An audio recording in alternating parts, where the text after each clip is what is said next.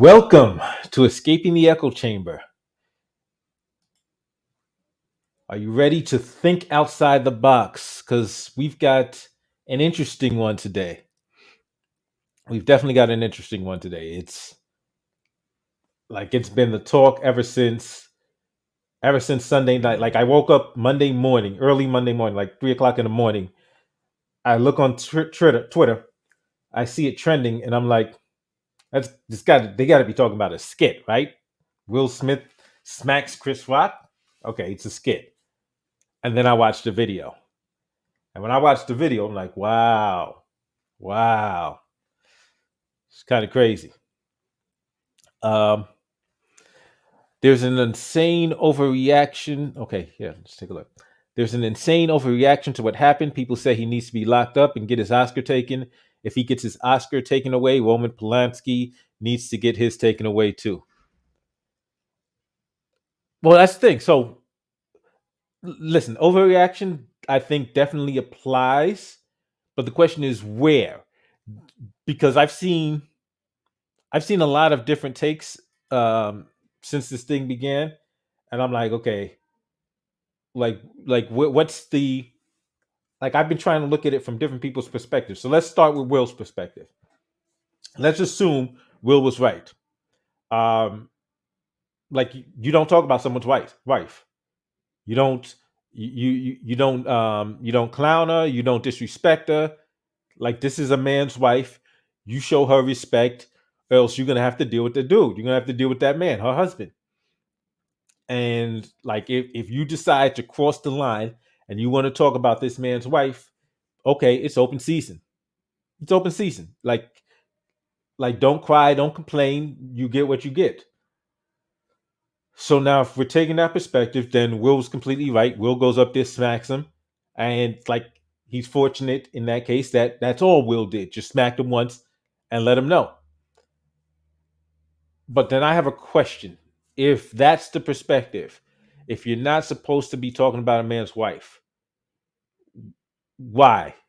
Is it because it's his wife?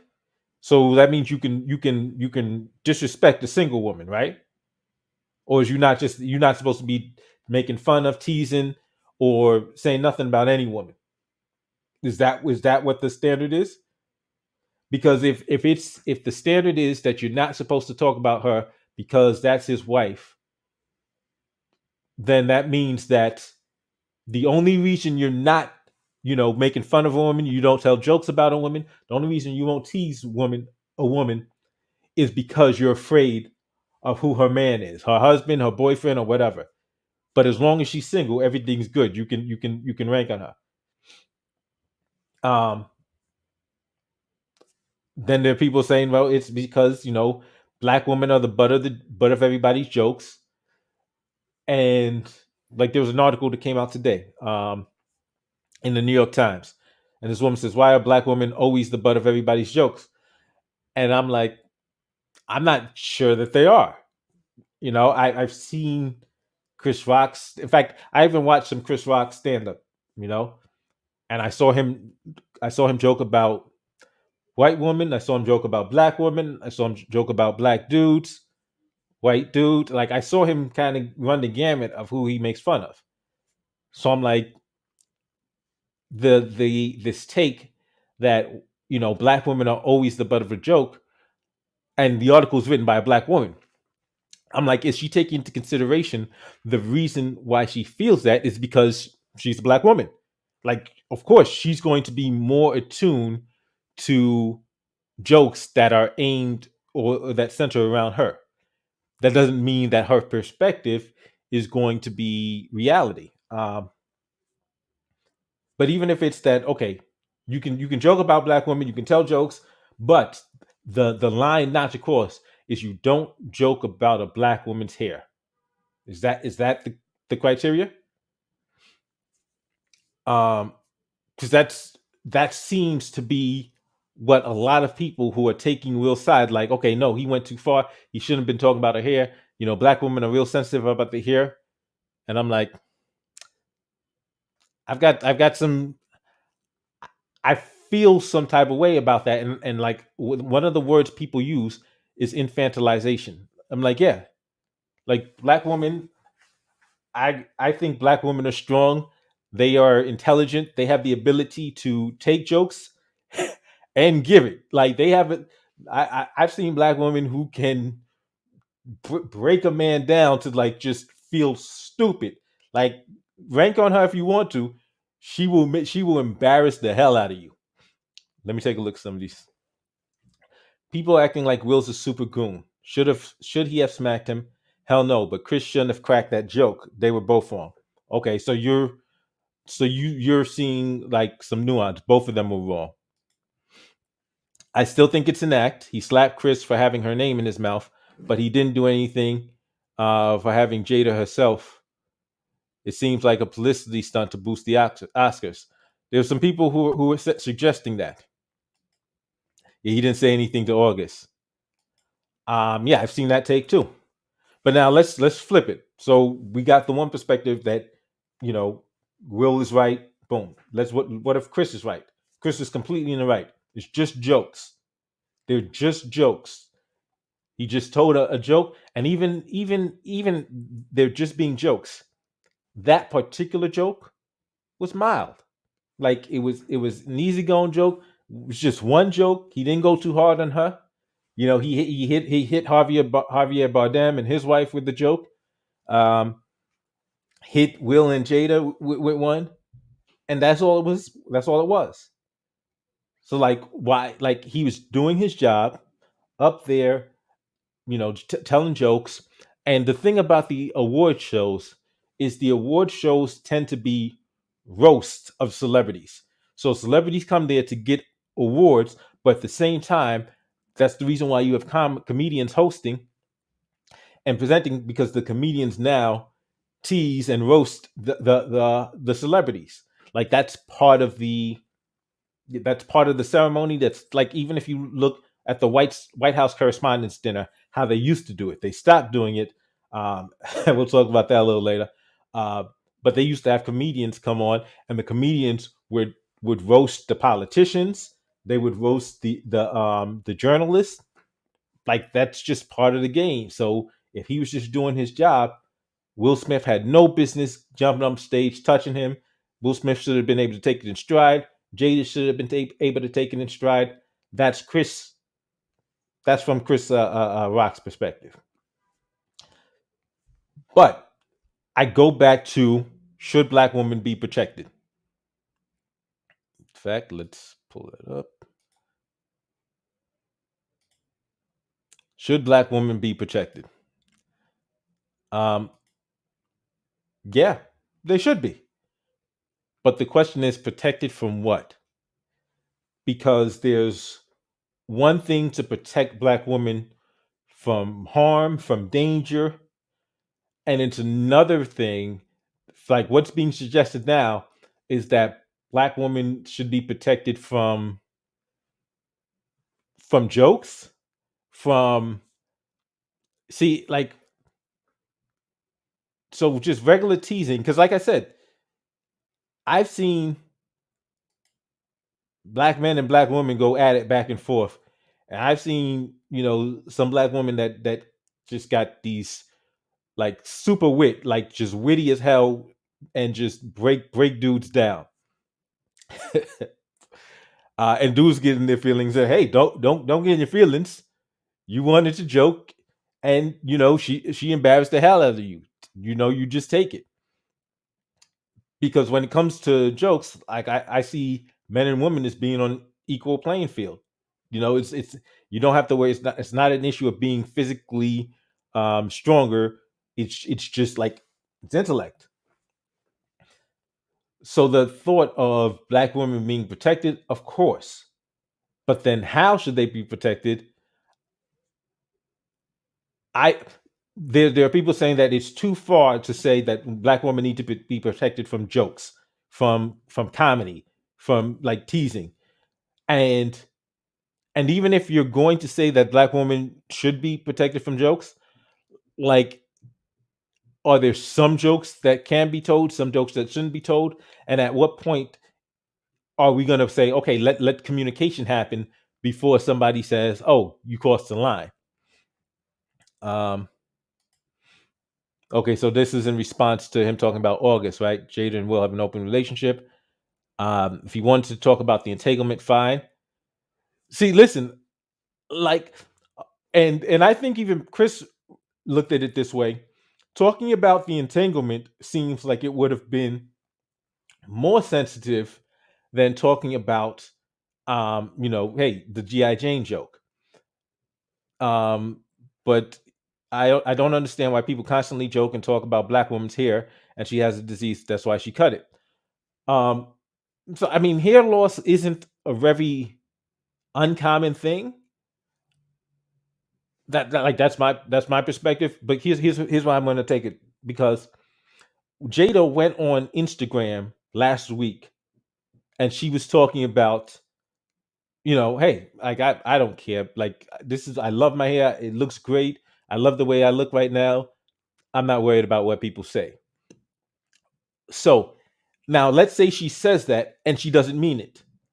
Will, as her husband, should know her enough to know she doesn't really mean it. But Chris Rock isn't her husband. So let's say Chris Rock saw that Instagram thing, and he's like, "Oh, okay, she's cool. Okay, I can play with her like that. She won't mind."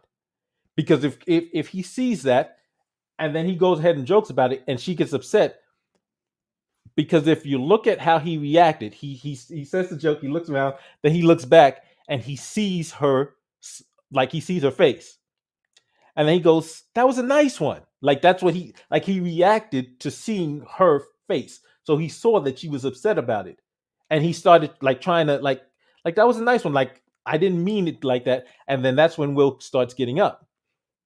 Um, Something else I find suspect is that Chris called Will Richard as he was approaching. So like that, I think was nervousness on his part, because at and that point, I think he realized Jada was upset about the joke, and he thought Will was coming up to give him, to check him, like, "Hey, listen, dude, you out of line." Like, and so people saying, "Oh, why did he lean in?" He leaned in because he's expecting Will to pull and say something in his ear, and he figured Will's gonna have some words for him, and that's why he was nervously laughing as Will was coming up.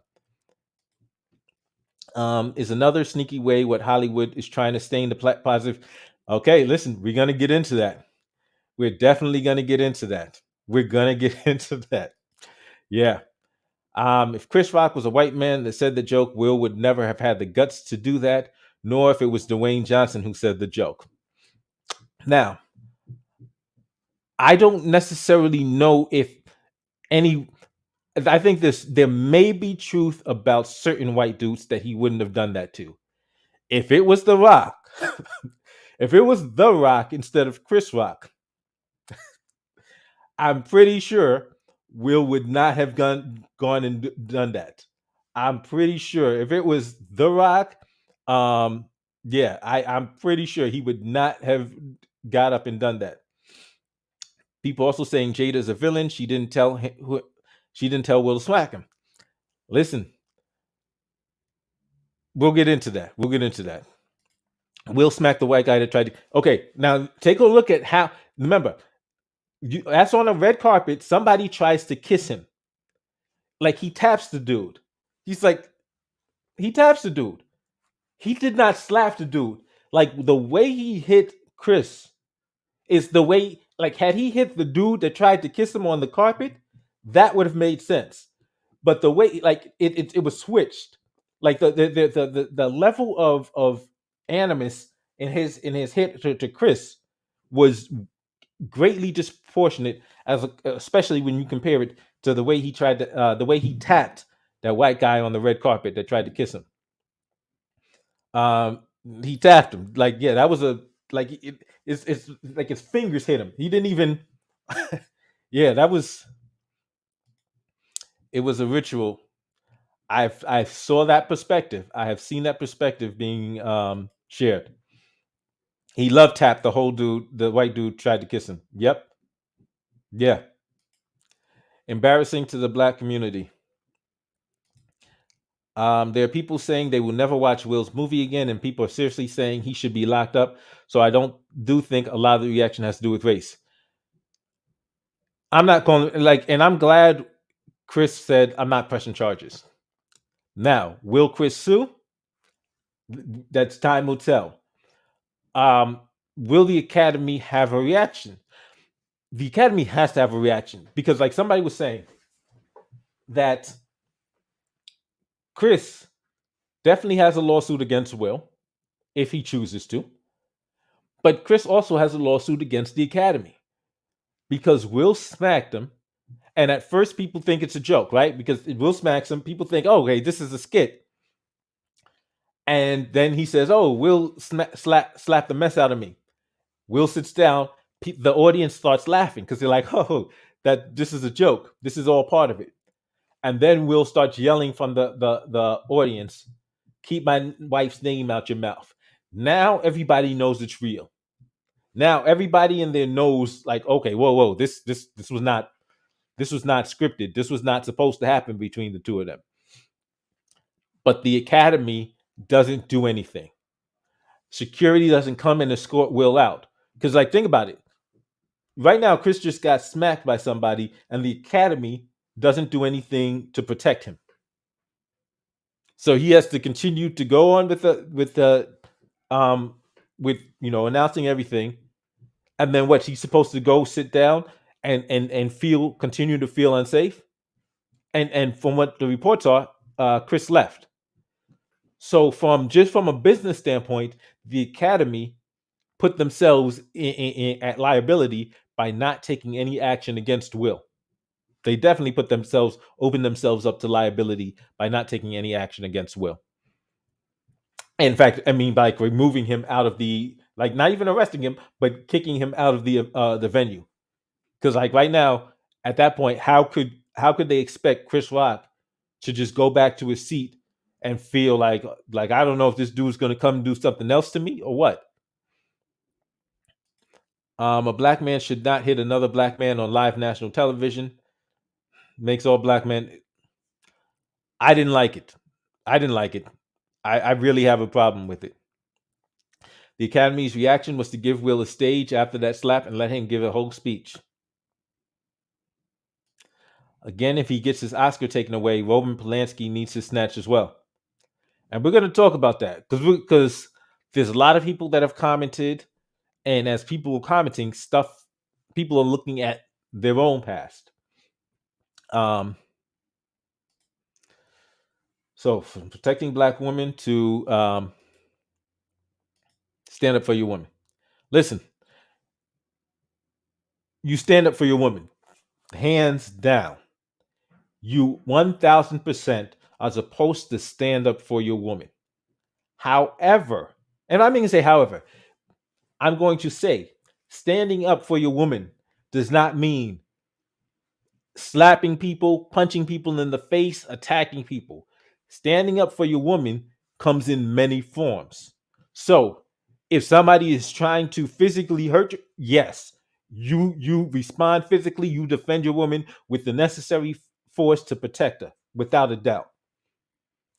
If somebody says something disrespectful, you have the ability to use your words to check them. And that's where the first place you need to go. Because if they say something disrespectful, hello, Miss Betty, welcome. Uncle Phil should have been in that audience. Wow, yeah, to see him get the award. I love how there's so much outrage from the fact that Will got a standing ovation, but not from the fact that Roman got a whole standing ovation as well. Like the thing is, like, you definitely have to stand up for your woman. But the thing is, when you stand up for your women, and that's why I look at this like there's lessons here, because that's the thing that bothered me most about this. Not how it looked to white people, how it looked to black people, and specifically younger black people. So like I'm thinking about these youngins, these teenagers, because if you've got these young girls looking. Now they're thinking, okay, that's the way I have to expect. Like I've got to expect my boyfriend or to defend me. And these young boys are feeling, okay, that's what I have to do to protect. Somebody says something to my girl, I got to go upside his head. But what's going to happen here in these streets when some young kid, goes up beside another young kid's head because he says something to his girl? It's not going to happen like Chris Rock. Like the other dude, this is going to. Chris Rock is a professional, and he handled himself with professionalism. Now you're going to be dealing with two kids in the street, and one kid who now feels even more greatly disrespected, and now he has to do something. Especially if he's been smacked with an open hand, now he has to do something. And so what? Like I'm bothered about this because I'm like, so this a young kid, his girl gets disrespected. He smacks the dude that was disrespectful to his girlfriend, and then what does this other young dude do? Either he goes at him with his fist, maybe he pulls something out, maybe he has friends, and then things escalate, and then we got another young dead brother. Like that's a problem for me. That's a huge problem for me. So what I see here was what was an opportunity to show a different way of like to show like there's levels to standing up for your women. Like Will could have said that, yo, keep Jada's name out your mouth. He could have said that without slapping Chris. He didn't need to get up and slap Chris to tell him, listen, you out of line, apologize. And like I said, when he was going up to Chris, Chris leans forward. Chris is expecting Will to say something in his ear. Will at that point could have just pulled him and said, listen, that was disrespectful. You need to apologize. Chris had already started, backtracking from the joke because he saw Jada's reaction. Will says that in his ear. He turns around to Jada, says, you know what? I was out of line. I'm sorry, Jada. I'm almost certain he would do that because he had already started backtracking. He saw her reaction and he wasn't like, I don't care that she's upset. Her reaction to the joke affected Chris. So with Will coming up to him and telling him, hey, that was out of line, I believe he would have had no problem turning to Jada and saying, I'm sorry, Jada, I was out of line. I didn't mean anything by it. Like that would have been like that's a way to stand up for your woman verbally. Just check the dude and give him an opportunity to apologize because it doesn't seem like Chris had malicious intent from the joke. Um, but we got to go to the did Will Smith embarrass black men? Hey, saying, hey, you don't speak to my wife that way won't stop them from doing. Um, Mark, like that's a case by case basis. Like, see, this is what I'm saying. If you automatically go to violence, like there's going to be like a whole different world. Like, automatically going to putting your hands on somebody is going to lead to putting yourself and your wife in danger. Because if like, and it's happened so many times. Case in point. Case in point. Um, you go to the story where the guy was inside the store. His wife was outside. This guy is yelling at his wife. He comes out the store, sees the guy yelling at his wife, comes up, pushes the guy. The guy pulls out a gun, shoots him dead. Now, what if the guy shot him and then shot his wife? Like he could have actually, so he died. He died. He lost his life. But the guy could have then shot his wife as well. So by putting his hands on the guy, he actually created a more dangerous situation. And because he put his hands on the guy, now the guy gets to claim self-defense. And so his wife is left as a widow, and the guy that was disrespecting her just walks away. So maybe the guy meant to keep being disrespectful, but the first thing he should have done is check the dude verbally. Because once again, if putting your hands on somebody, you don't know what they have. That's another thing that was suspect. Keep my wife's name out your mouth It was actually quite enough to hear Will say that so clearly. Yeah, yeah. Will could have said that without jumping up there. Welcome, Joe. Welcome to the stream. People will definitely use this to push the whole black man of thugs. I've seen it already. I saw people pushing it, and there's some people who are pushing it because they're just racist anyway. But my question is, how will this affect people who aren't already, you know, aren't already like willfully racist? How will this affect their opinion? Um, why are people acting like alopecia is a terminal illness anyway? Everybody loses their hair, right? And so, in fact, I don't even think I have the tweet here, but I'll probably put it on a community post or something like that. Somebody made a joke about me on on Twitter last week, and they made a joke about my hairline. And so they was like your hairline is I forgot what the joke was, but I just played along with it. I said, yeah, I'm gonna say that because I had commented on the vaccine mandates, and so they made a joke about my hairline. I said, yeah, I'm gonna blame it on the stress from these mandates. That's my story, and I'm sticking to it. And I put LOL. Like, but then again, I realized that everybody has their own comfort level of what they're comfortable with. I like dark humor, like roast. Like I love roast. Like I love being able to laugh at myself. But Jada may have been sensitive about it, but I don't think that Chris was insensitive to that. I think Chris, knowing that that she felt sensitive, willing to change his tune, and was already changing his tune before Will came up. The worst take are that people compared Will to Trump 9/11, saying oh yeah, we're talking about all of that stuff today. Yeah, yeah. I am bothered that there weren't immediate consequences for Will. He should have been escorted out of the building and arrested. Definitely, he should have been escorted out. The arrested, like I said, I'm glad Chris didn't press charges, and yeah, I'm glad Chris didn't press charges.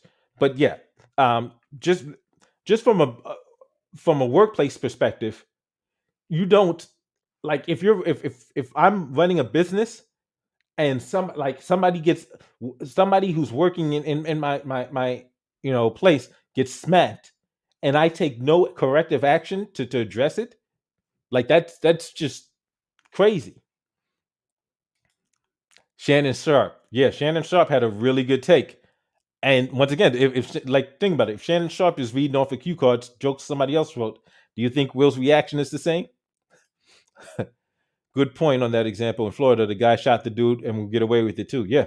Now what happens after that? She becomes a widow. If they had kids, the kids become fatherless. Yeah, and that's why I'm like, it's so important. Like that's the part about this that I'm seeing. Like the fact that so many people were like, oh yeah, that's cool. That's what you're supposed to do. I'm like, if people are expressing this, I'm worried what happens if they actually are doing this in the street. Like if they actually think, oh, somebody says something to my wife, I'm a I'm a smack them. I'm like this is gonna get people killed. If people think that like it's gonna end the same way Will and Chris did, because Chris chose for several reasons, and I'm guessing the place he was, and maybe Chris isn't really a fighter anyway, but the place he was, it's a very professional setting. Chris like, okay, I'm not gonna react that way. That's not gonna happen in the street. In the street, there's going to be much different reactions. Um, and so when I see like Kareem Abdul-Jabbar did a story about this, talking about how Will Smith embarrassed black men, and then I've seen people's takes like, oh, that's some like respectability talk. People that are you know oh, white folks gonna be mad at us. And I'm like, listen, here's the thing. Yes, there are some people who are too caught up in respectability politics. There are some people who are too concerned about what white people think about them. But I find it disingenuous for us to be celebrating black excellence. And then when it goes the other way to say, oh, this doesn't reflect on black people. Like, whoa, whoa, whoa. Had Will not put his hands on Chris, this would have been a moment of, like, this entire night would have been about so many examples of black excellence. Samuel L. Jackson won an award. Will wins his first Oscar for Best Actor. Questlove was about to win his Oscar when for Best Documentary. Like, Will Packer is the one that produced the entire night. Like, this was a moment of seeing of an opportunity, and it was directly contrasted to Oscar So White, where Will and Jada boycotted. So it's, and especially, like, just take a look from Will Smith's perspective. Will Smith, like, stood on the boycott as a representative of black people. Will and Jada stood up, and they wanted to, they as representative of the black community.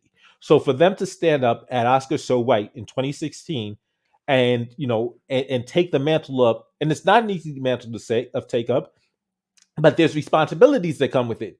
If you're going to take the mantle up, and as representatives of the black community, then you've got to represent. They took this mantle up, and then you get to this arena, and everybody's dressed up, everybody's, it's super ritzy, super fancy and everything, and then you act like this is not something we've seen from him publicly. Will Smith has presented himself, at least publicly, as a good guy for, like, his entire career. In fact, he's gotten teased about it. Like, he's the good guy rapper, and other rappers have even, mocked him and made fun of him. But, like, this was his image. So for him to present himself as a role model, for him to present himself as a black role model, for him to present himself as a representative of the black community, and to be on the front lines talking about black excellence, it's like, you can't now pretend that, oh no, this doesn't reflect at all. Like, no, this definitely does reflect, because, like, it was about to reflect positively until he did this foolishness. And that's why when you talk about, um, should Chris Rock have fought back, I'm glad he didn't, because that would have made it look even uglier. And um, at this point,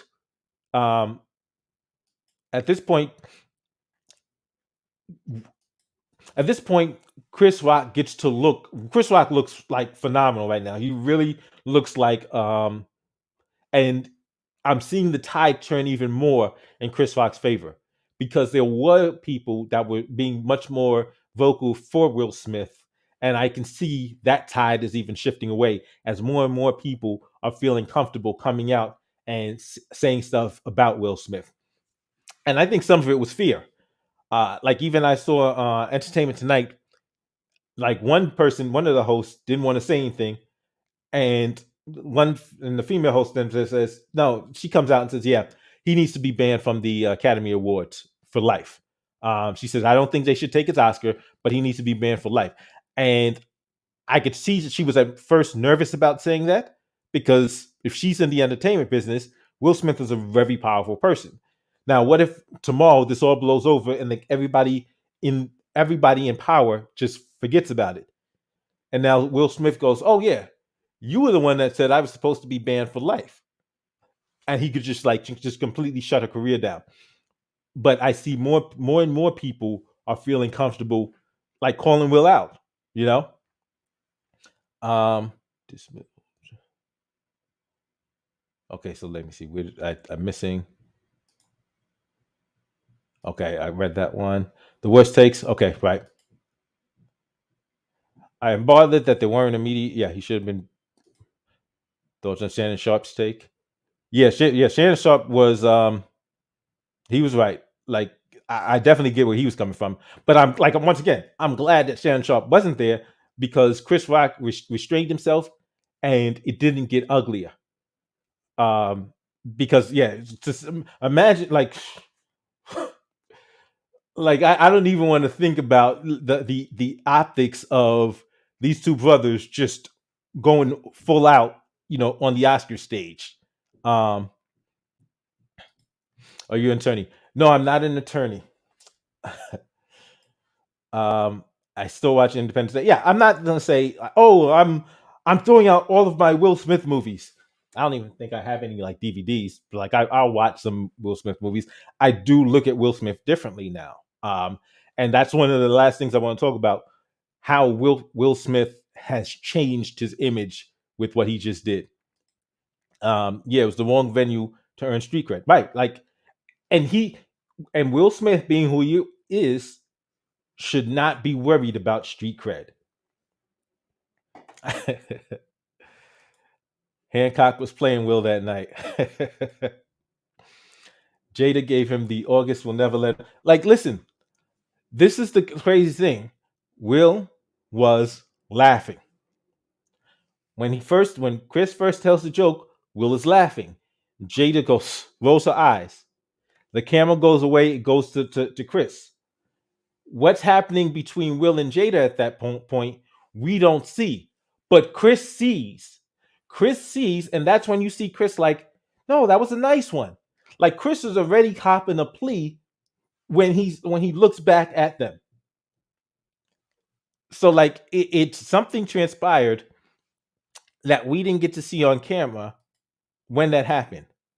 Yeah, Chris Rock's restraint is incredible. I have so much respect for him.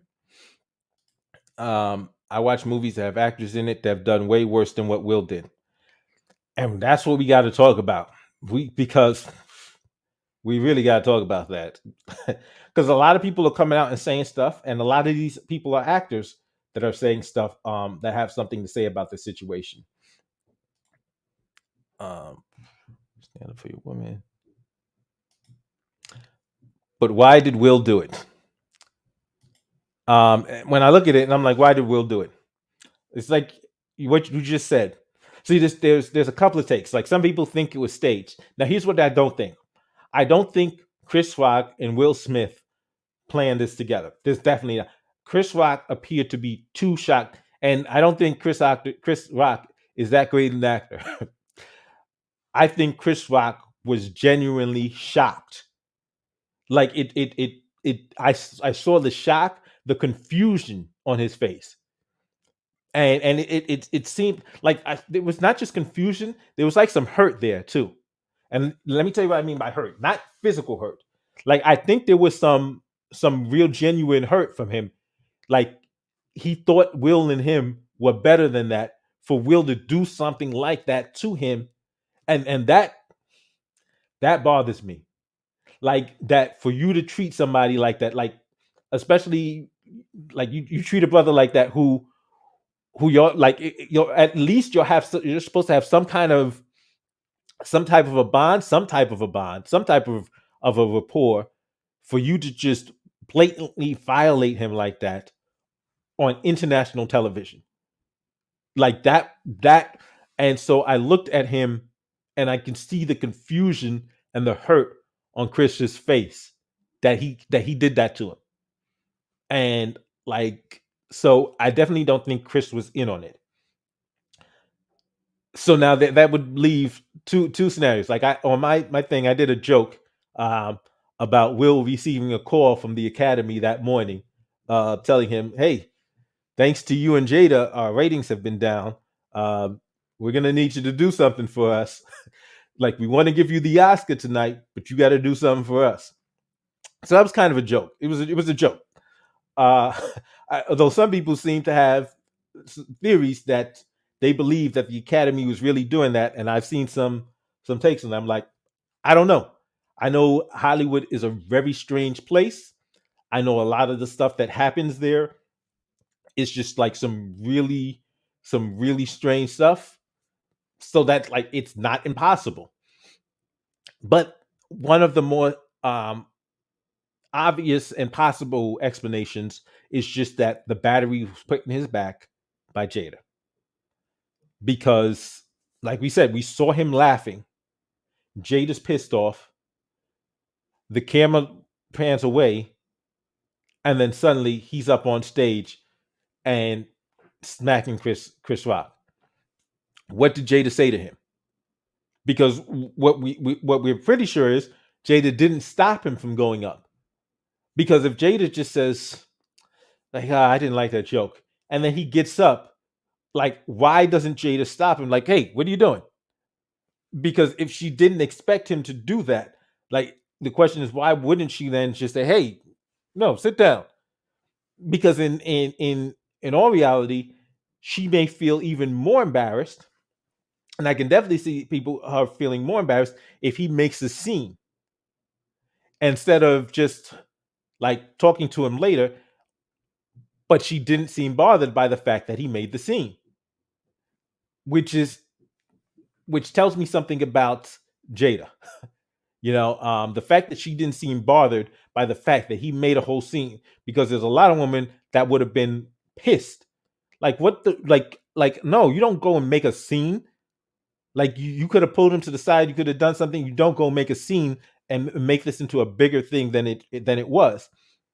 Number one. Number two, this is Will Smith's big night.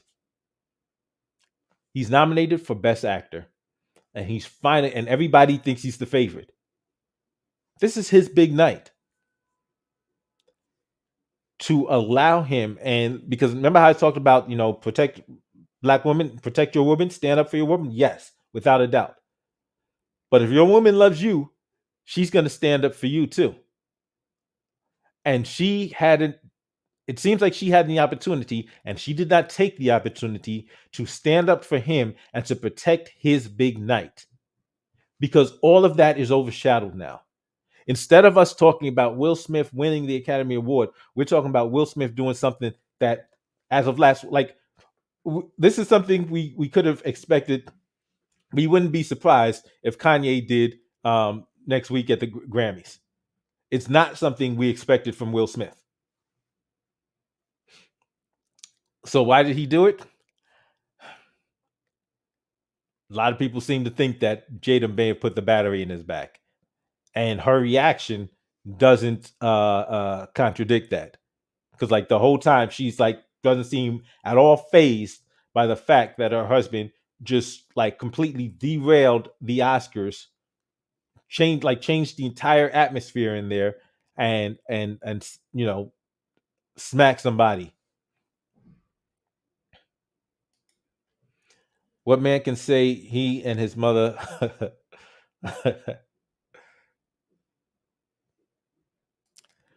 I was under. You got this. Stay home. I still watch Charlie Sheen movies, and that dude is a complete nutcase. Yes, Charlie Sheen's a maniac. I think Chris' joke was in poor taste, but if someone embarrassed me that badly in public and hit me like that, I'm suing it. Yeah, and he smacked the dude. Yeah, somebody said he should sue him for $200 million, and the fact is, Chris Rock has not made a statement. So, like, they said that Chris Rock apologized. The apology that was circulating on the internet was not from Chris Rock, and his team said he is not making an apology. He has not made any statements on it publicly yet. He's doing a comedy show tonight, and like, on his way there and getting to the venue, he hasn't made any statements to the press. That Will and Jada, the love no one wants. Yeah, yeah, seriously. People thought they wanted it because, yeah, it was a song like, yeah, that Will and Jada love. Right now, people are like, yeah, that just looking toxic. It's like going to a fancy restaurant. Your waiter gets your order wrong, so you stand up and slap. Yeah, how's that going to solve the fact that you got the wrong order? And then it's going to create a scene. It changes the entire dynamic of the evening. It completely derails the evening.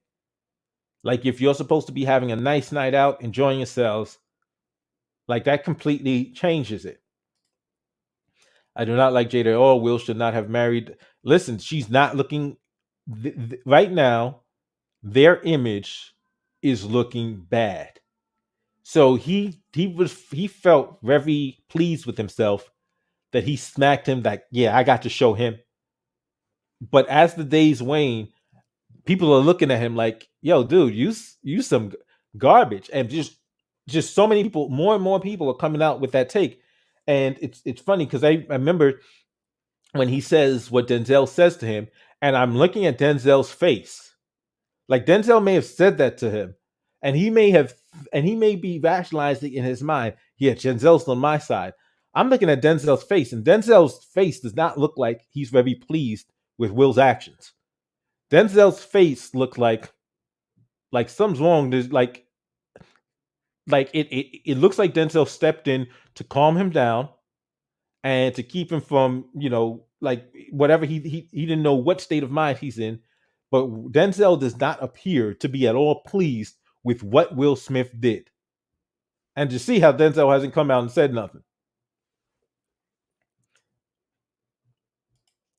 They're good friends. He will not sue. I'm not sure. I'm not sure because if we were good friends and you smacked me on international television, like while I'm on the stage, like, and like I can't. Yeah, that was some. All I know is he needs therapy. He does need therapy. He absolutely, and and that's the interesting thing. I think a lot of us, in fact, and because I like dealing with conflict resolution, and like I've been hands on in diffusing a lot of volatile situations, um, in my circles, with my friends, my circle, my acquaintances, everybody. Like I'll try to be the peacemaker. I'm usually sometimes I've been fortunate enough to have other people be the peacemaker, uh, and that's what's good, and that's what's really good. Like you need to be around people that care enough about you to keep you from harm. And so, like, definitely, like that's friends, but definitely your woman. Your woman should be that person who's not going to send you intentionally on a suicide mission or to be a crash test dummy where you can get, you know, killed or have to, kill somebody and wind up in prison. Like, so, I mean, it's good to be able to control yourself, control your emotions, to be aware of your emotions. But I think we need to do a better job of acknowledging that and dealing with this. Because if he was just reacting off of like pent up, like that, like the initial takes on it was that he must be dealing with a lot of demons right now. He must be dealing with a lot of stress, and I'm not entirely sure that's where I'm at now. I don't see that. There seemed to have been some kind of calculation there. There seemed to be some type of something else at play there, and so I don't necessarily think it was just that. But nonetheless, I think yeah, therapy is definitely something, because if you're dealing with anger, letting it fester is not the way to go. Yeah, who knew Denzel was such a poet? Good friends or not, I'm suing you. Yeah, listen, if once you do that, that was like, and then we go to the apology. Wow, I think Will should have said something though. Yeah, say something instead of jumping up and smacking him, or even like because he didn't have to yell it from the thing. He could have yelled it from there, like he did after he smacked him, or when he went up to the stage.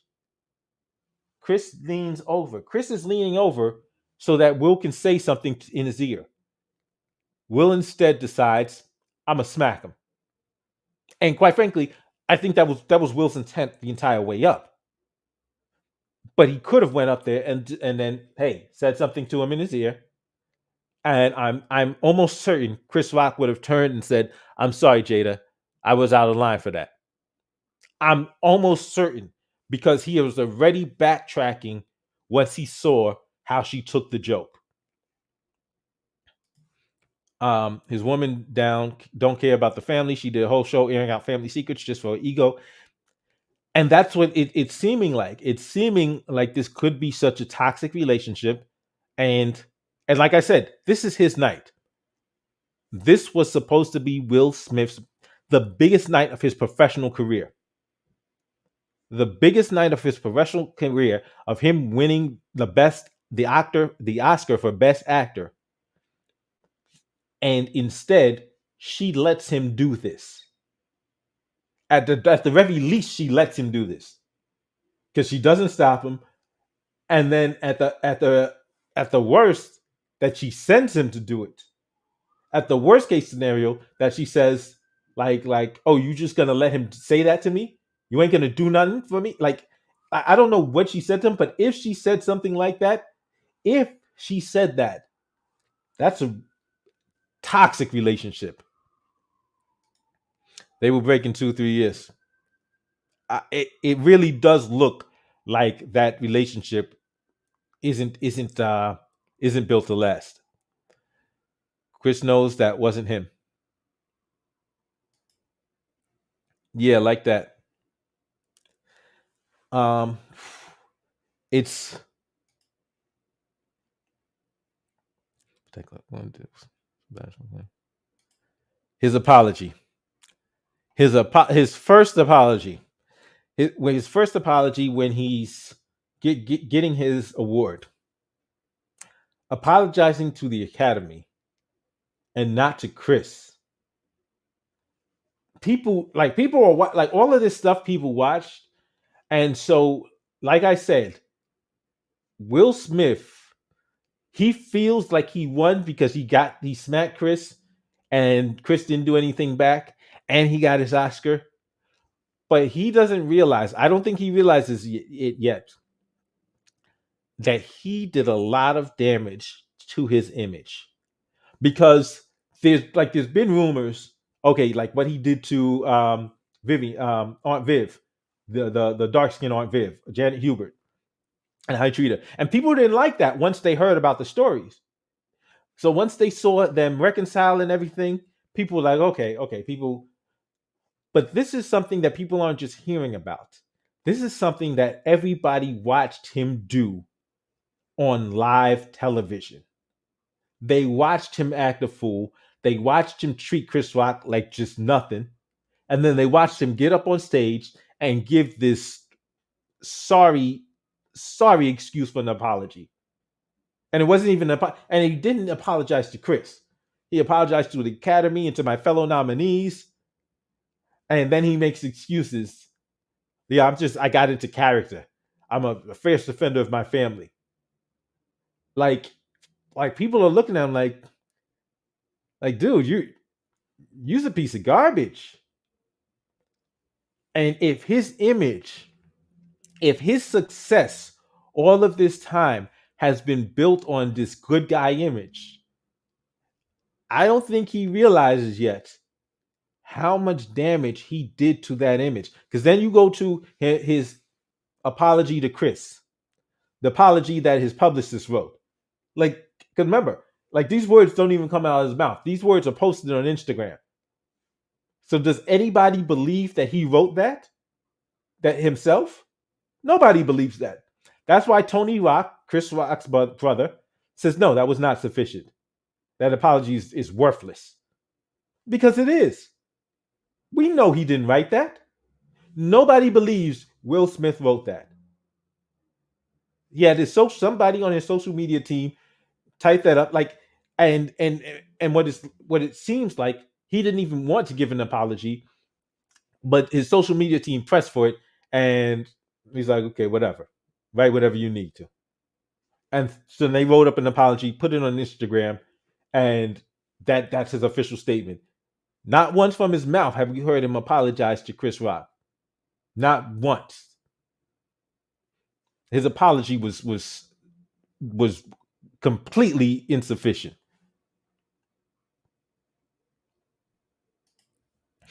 The fact that Will and Jada was the face of black love for many years, yeah. If August was here, he'd take up for me. Yeah, if she said something like that to him, oh, That would be just dude was crying and giving a crazy speech about love. Yeah, giving a crazy speech about love after you smack somebody that for a for an offense that you never gave him a chance to apologize for. You never gave him a chance to. I didn't realize she would take it like that. I'm sorry. You never gave him a chance.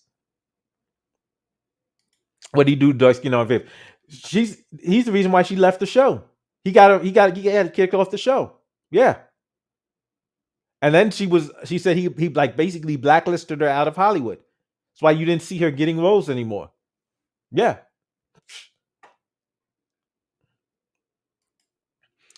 He was defending his family. Jada said August is a family boyfriend. How do you know that? There was more to it. Okay, well, how do I know which one? Which part? You talking about the apology? And so listen, I don't know. I wasn't with him to see the who wrote the letter, but the fact that the letter was the fact that the apology on Instagram was written, that like social media, especially when you're dealing with like you've got social media teams to write the social media post.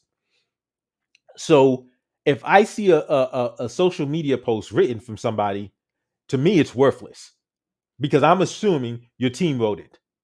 Like that's why when somebody comes on screen and does a verbal apology, that means more than some written apology.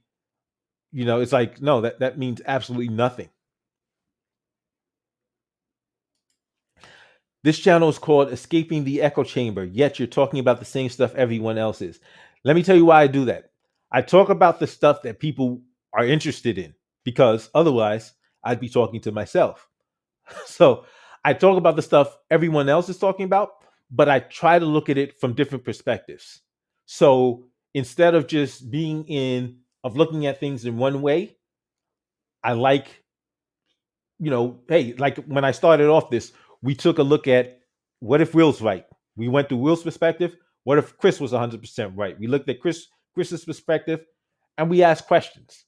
We asked questions to see, okay, what does this mean? Like, because right now there's so many, especially as partisan as this world is and tribalistic as this world as this American society is right now, people just like there's camps. People will go to a certain type of channel, and no matter how wrong they are, they just want to hear their own opinions parroted back to them. And so I like to do something different. We can talk about things that people want to talk about, but we can talk about them differently. Who cares about these people? So now, well, definitely they care about themselves. They care about their lives. And there are many of us but we're actually going to talk about this. There are many of us that look at celebrities and are inspired by celebrities, and in some ways we like these celebrities even though we may not personally know them. But there's a reason for that because it's Hollywood has been very good at creating images about people, and we see these people in movies, we see some of the things these people do, and hey, we see that their roles and we start to like them. We start to it's the nature of this reality. But there is a bigger picture, particularly because what these celebrities do does have an effect on the populace. Like trends are set. Like these people, these celebrities, these high profile people set trends. They set trends for stuff like dress, for the way people talk, the dance. Like they set so many trends, and most importantly, they set trends for behavior. So if we're looking at the behavior that they're engaging in, like in this case, it's a potential for harm if people actually start acting out and believing that what what Will and Jada, particularly specifically what we definitely know Will did, if that's acceptable behavior. Okay. If you don't like what's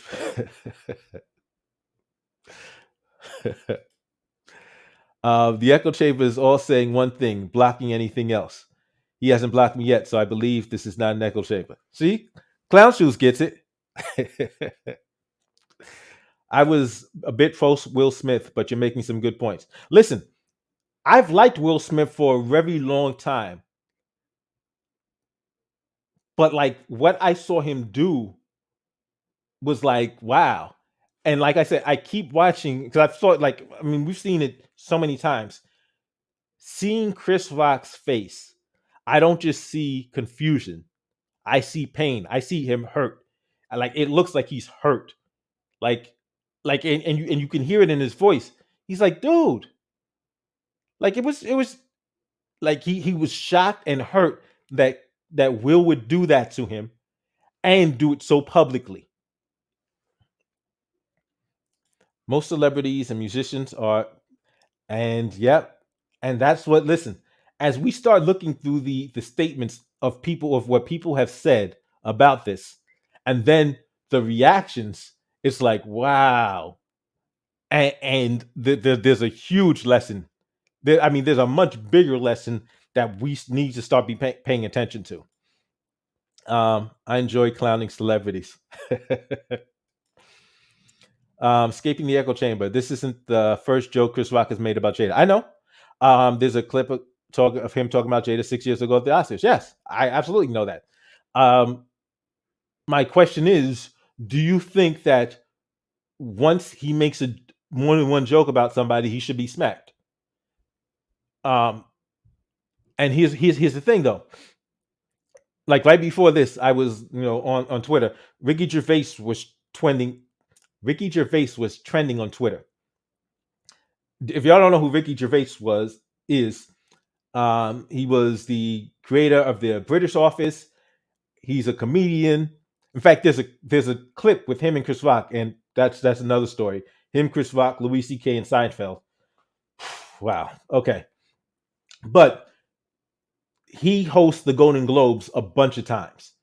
Ricky Gervais, like if you think what Chris Rock did was bad, like you do not want to see, like you never want to be in the audience where Ricky Gervais is on stage because Ricky Gervais does like pulls no punches. He goes in. So like the last Golden Globes he hosted, he for 8 minutes straight, he went like there's all these celebrities, all these Hollywood celebrities in this room, and he spends 8 minutes absolutely eviscerating them. Just all like he started like he goes in and how hypocritical they are. He's like, listen, I don't want to hear y'all coming up here talking about you know um your political causes and how moral you are, because like if ISIS, he said if ISIS started a streaming service, all of you would be calling your agents. Like he gives no like so like there are people like because that's what I'm saying. When you deal with these award shows, they're basically roast. So they're roast of the celebrities that are there, and that's part of the trade-off. You're getting celebrated, but at the same time, you get roasted. So like it's yeah, but she's not the only person that Chris Rock has told jokes about. You know what I'm saying? Like if Chris Rock told nothing but Jada jokes, then people would be like, dude, why are you just there's a room full of people. Why are you only talking about her? You know? Um Chris Rock is a better man. Definitely. I think it's important to pay attention to influencers given the fact that they have influence. A lot of people who have influence don't use it for good. With great power comes absolutely, absolutely. And that's what I saw. Like that's why when people are talking about, some people saying, "Oh, Will Smith doesn't represent black men." It's like if Will Smith has taken that mantle upon himself. Like he took the mantle of being a representative for the black community, and then he did this. So like This isn't something that people are just imagining. Will Smith has built himself up and his image as a role model, and he's completely tarnished it. Facts. Jay, welcome. Um, Will Smith has pent up anger. Chris's comments come from all the years ago. What he said that night, the whole August situation. This man has been going through stuff, but I still don't like what he did. Yeah, like if he's dealing with some insecurities and like issues with his whole relationship, like that's something he needs to address, and and that's something that's key for the rest of us in terms of, because like I've been to anger management, because when I was younger I had like serious anger issues, like it was bad. And so having been to anger management, like I learned like trying to bottle up your emotion is not a good thing. Like, because what that does is it lets the anger just build and build, and then it will explode in very dangerous ways. So if there's and that's where the communication comes in, and that's like I said, where if you're standing up for your woman, there's ways. Don't let things get to a point where the disrespect, excuse me, where the disrespect is so serious that now you want to put hands on somebody. If the disrespect is there, address it as quickly as you can to try to nip it in the bud so that things don't progress. And try to address it, like I said, verbally, not violently. But if at that point somebody wants to get out of pocket, okay, then you may have to go further in addressing the issue. But in protecting your woman, um, yeah, you address disrespect, but try to address it not non-violently first. I'm gonna go to a comedy show here in New NYC, sit in the front row and wear a red nose when the kid.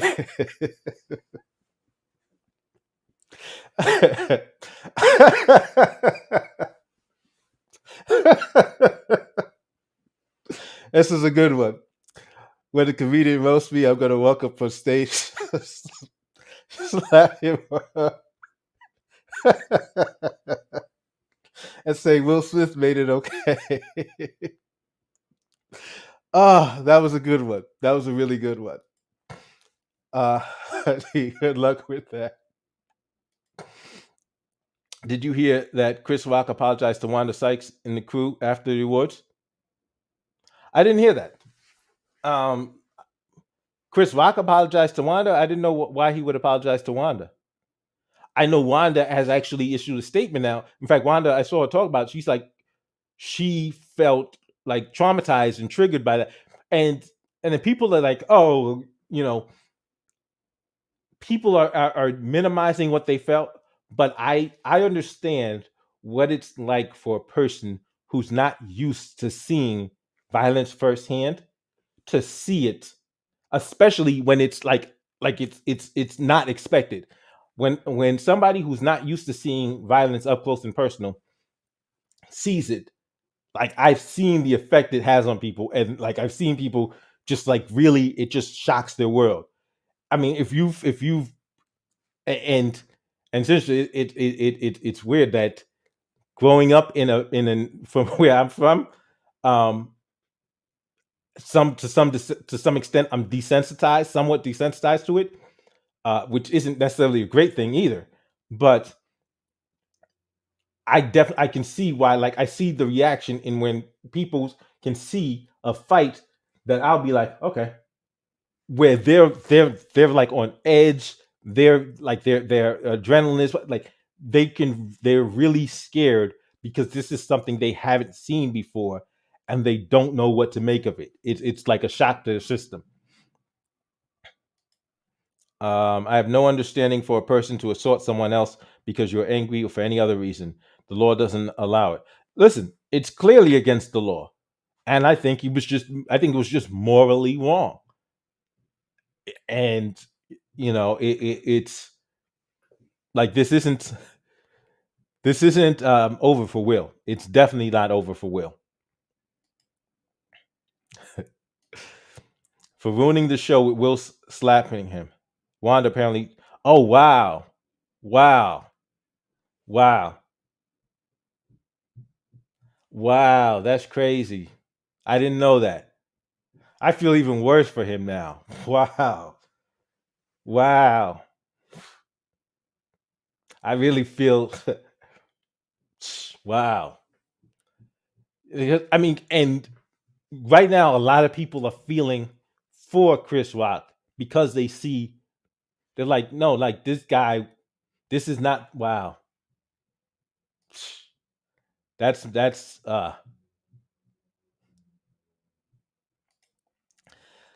yeah, so there's a lot of celebrity takes on this. And like yeah, I was just talking about Wanda Sykes and did you see RDC skit? RDC is oh man, RDC is so good. They are so good. And they wasted no time. Like right after I saw the actual video, I went boom, oh, RDC got a skit. Let me see it. And yeah, RDC wasted no time. Yeah. Um yeah, so like it's there's a lot of celebrities that got a lot of takes on it. And some of these takes were very sensible. I want to start with Tiffany Haddish's take. Tiffany Haddish was like she felt so proud seeing a black man stand up for a black woman like that. And that's the kind of stuff like that's what worried me because Tiffany Haddish is a grown woman. So for Tiffany Haddish to have this mentality that that's what love looks like, I'm thinking of all these young girls who will be out here expecting and prodding, you know, oh, if you love me, you go smack him for me, like setting all kinds of stuff in, like this could be end so badly for so many because the young people they're young, they don't know how to navigate the world, so they look to adults and then they look to celebrities, for guidance for like okay well that's how it's supposed to be and I'm thinking of how many it worked because young cats in the street looked at Will Smith as lame. He's a square, he's a goody two shoes. So now if I'm trying to school youngins on conflict resolution and tell them, listen, you don't have to do this. If somebody says something to you, you can handle it to your words. You don't have to resort to violence right away.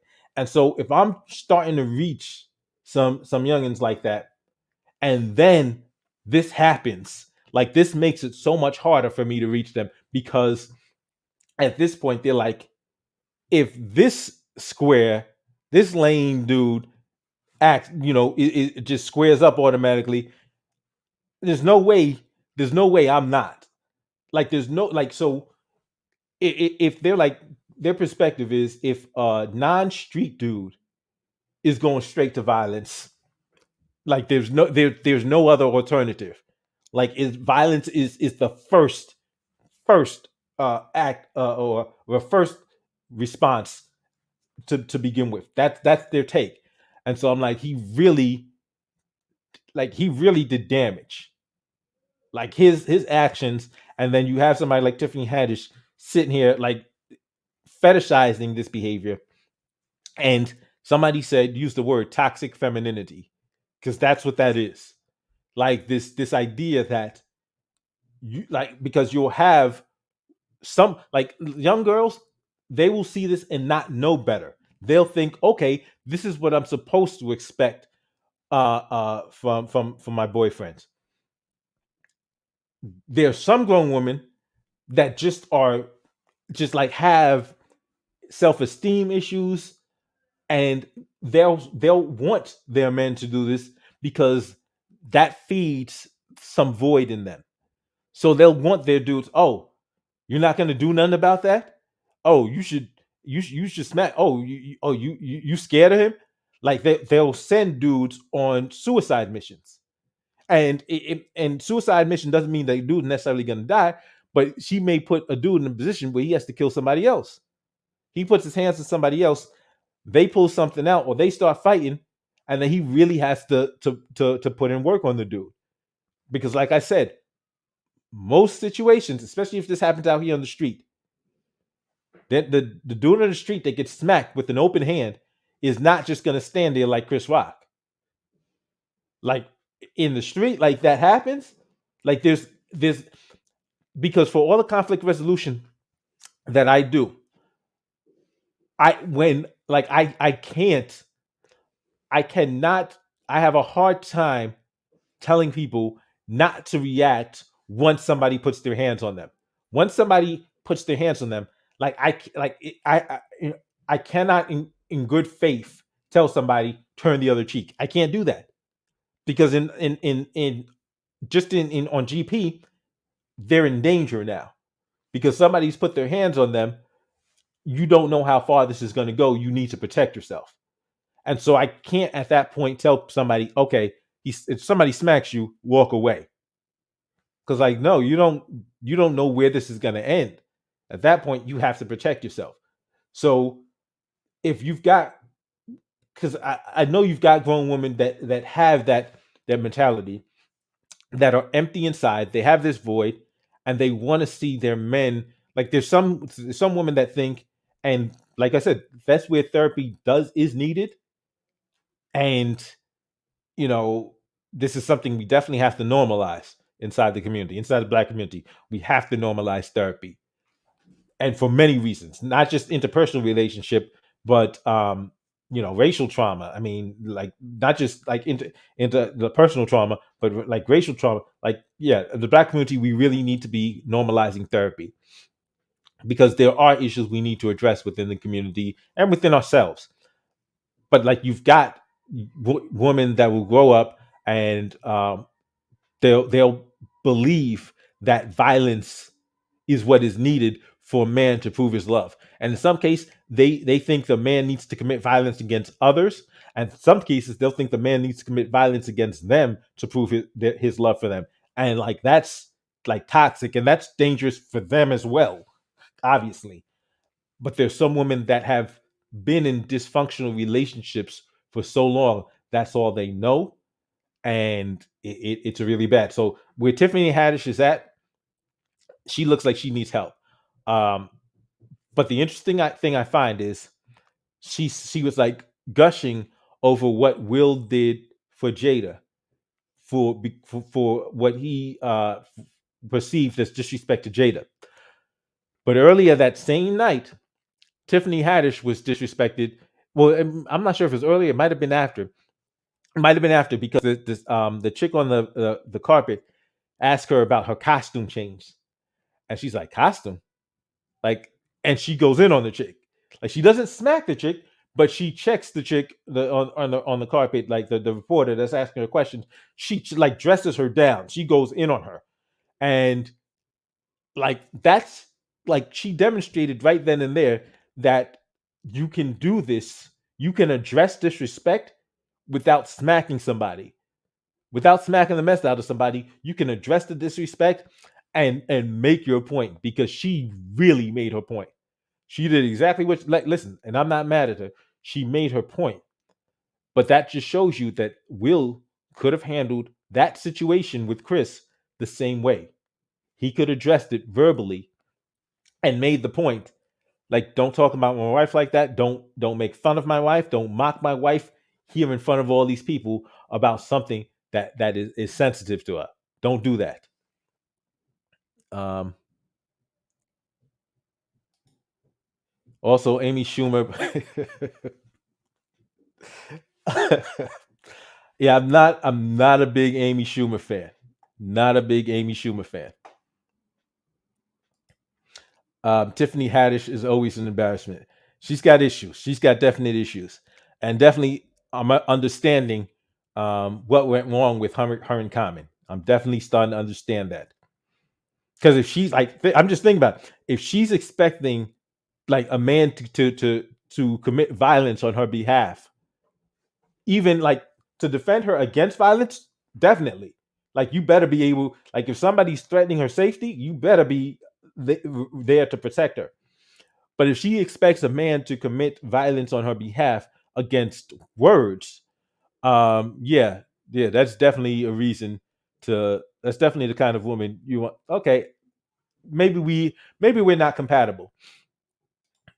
It was more on Will's side. I was more on Will's side before watching this, but I do feel somewhat bad for Chris now. This shouldn't have happened. Yeah, it definitely shouldn't have happened.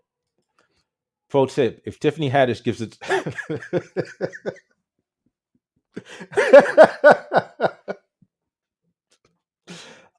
this is a good one. Pro tip: if Tiffany Haddish gives a take on something, most likely the opposite of that take is the correct and logical take. You typically don't see black men standing up for black women like that, so it was a shock. But Will does kind of look like a nutcase, and his reaction was a little understandable but unnecessary. Yeah, like listen, 1,000% protect your wife, stand up for your wife, but there's levels. There's always levels. Like it doesn't have to go from 0 to 100. Black men stand up for black women. What the heck are you talking about? No, listen, I'm not, I'm just the messenger. Now I'm not even that messenger. I know black men stand up for black women. I've seen it plenty of times. I've done it plenty of times. But apparently, what like she's talking about, for her, it appears that words aren't good enough. Like she actually wants to see somebody um, put themselves in harm's way, whether in terms of violently or incarceration's way. You know, because like if she expects somebody to commit violence, like what if a dude commits violence on her behalf and the dude he smacks or punches up winds up dead? Then what? Is she gonna wait for him? Tiffany Haddish lucked into what little fame she thinks she has. I think Hollywood appreciates her antics. Hollywood definitely appreciates her antics. Tiffany does have some problems. She's had a rough life from being homeless and etc. But she can't be putting out these. Yeah, and somebody and I really hope some sisters sit her down and let her know, like nah, that's not a good look, because some people have actually responded to that and said that's the kind of. In fact, I think Robert Patillo was one of the people. He's a attorney. Like you sometimes see him on on Roland Martin's show, and he was like, "No, that's what has black men in cemeteries right now. So that's what has black men in prisons and cemeteries right now, because they're going straight to violence and just wrecking their lives one way or the other, wrecking their lives or ending their lives." She embarrassed herself once and said she had oh wow, yeah, yeah. Uh, Still, Steve Harvey had a take on it though. Steve Harvey, and you'll find that with a lot of these comedians, like in fact, Tiffany Haddish, I think, is the only comedian that's come out on Will's side. I think every other comedian's take that I've seen, like I saw John Leguizamo talk about how he feels bad for Chris, and Steve Harvey. Steve Harvey said, that joke did not warrant that response. And he said, if anything, he should have taken him to the back to a dressing room and said, "Hey, that was out of line." No, that was no. Steve Harvey said if he wanted to do anything, he could have done it in the back and see what it is. He says like because he thinks what Will did was intentionally doing it on the stage to kind of to make sure that Chris Rock didn't do anything back, because like Chris Rock would be worried about his career, about his job, and not intentionally not strike back. And he's like, he thinks Will Smith did that intentionally. So like right now, the takes on Will are just um Ricky Smiley. Ricky Smiley, another comedian, he says uh that kind of behavior has put a lot of people in the cemetery. And he said, had that been him, all of his background, he's like, would have came out and all bets was off the table. He's like, all bets was off if Will had done something like that to him. Because remember, these comedians who do this on a regular basis, they get up there, they tell jokes, and a lot of times they'll roast the audience. Like they'll do this. So Will Smith hitting Chris Rock feels very personal to a lot of comedians. Like I said, Tony Rock is Chris's brother. He doesn't accept the apology. Jim Carrey. Jim Carrey came out, said that number one, he would have announced Monday morning that he was suing Will Smith for $200 million. And yeah, I mean, we still have time to see because Chris has time. Chris has time to pursue options against Will. But then something else Jim Carrey said was that the audience was spineless. He said them getting up and giving Will Smith a standing ovation after doing that was like he was disgusted by it. And I'm like, just more and more takes are really coming out against Will. And I don't think Will was prepared for that. I do not think Will took that into perspective. And so now it's Alec Baldwin's the next one we're going to talk about. Alec Baldwin came out and said something. I believe he called the Oscars the Jerry Springer show. That's funny. And this is where we start getting into it because now we're going to start getting into the takes, and even Jim Carrey, because when Jim Carrey came out, what they did was they showed how he, I think it was the MTV Movie Awards, and he goes to Alicia Silverstone from Clueless. She's handing him the award, and then he just grabs her and kisses her, and she's trying to push him away, and he's just like holding her, not letting her get away, and kisses her. And then he does like I think in either at that one or a different one, he tries to kiss Will Smith, and his, Will has his arm on his neck, pushing him back, and he's got his tongue out. So people like Jim Carrey, like maybe you should sit this one out, you know. But Alec Baldwin, who killed the woman, he killed a woman.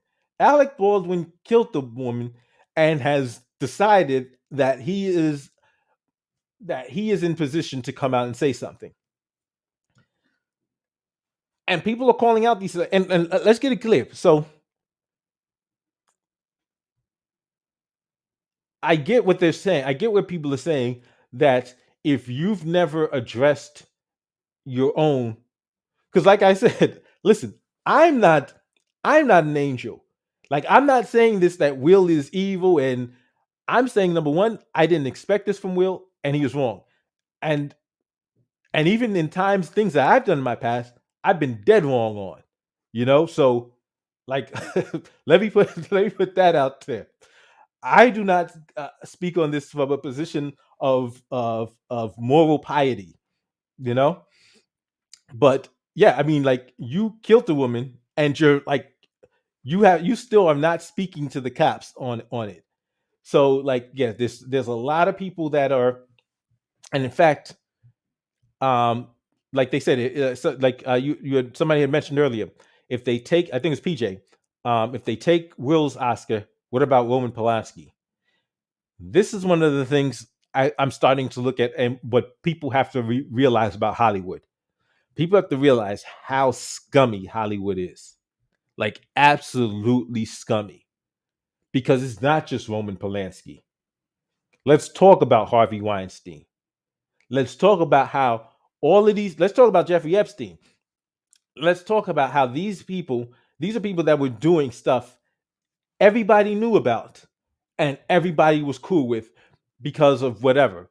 Like in Weinstein's case, he had money, he had power, he had the studio.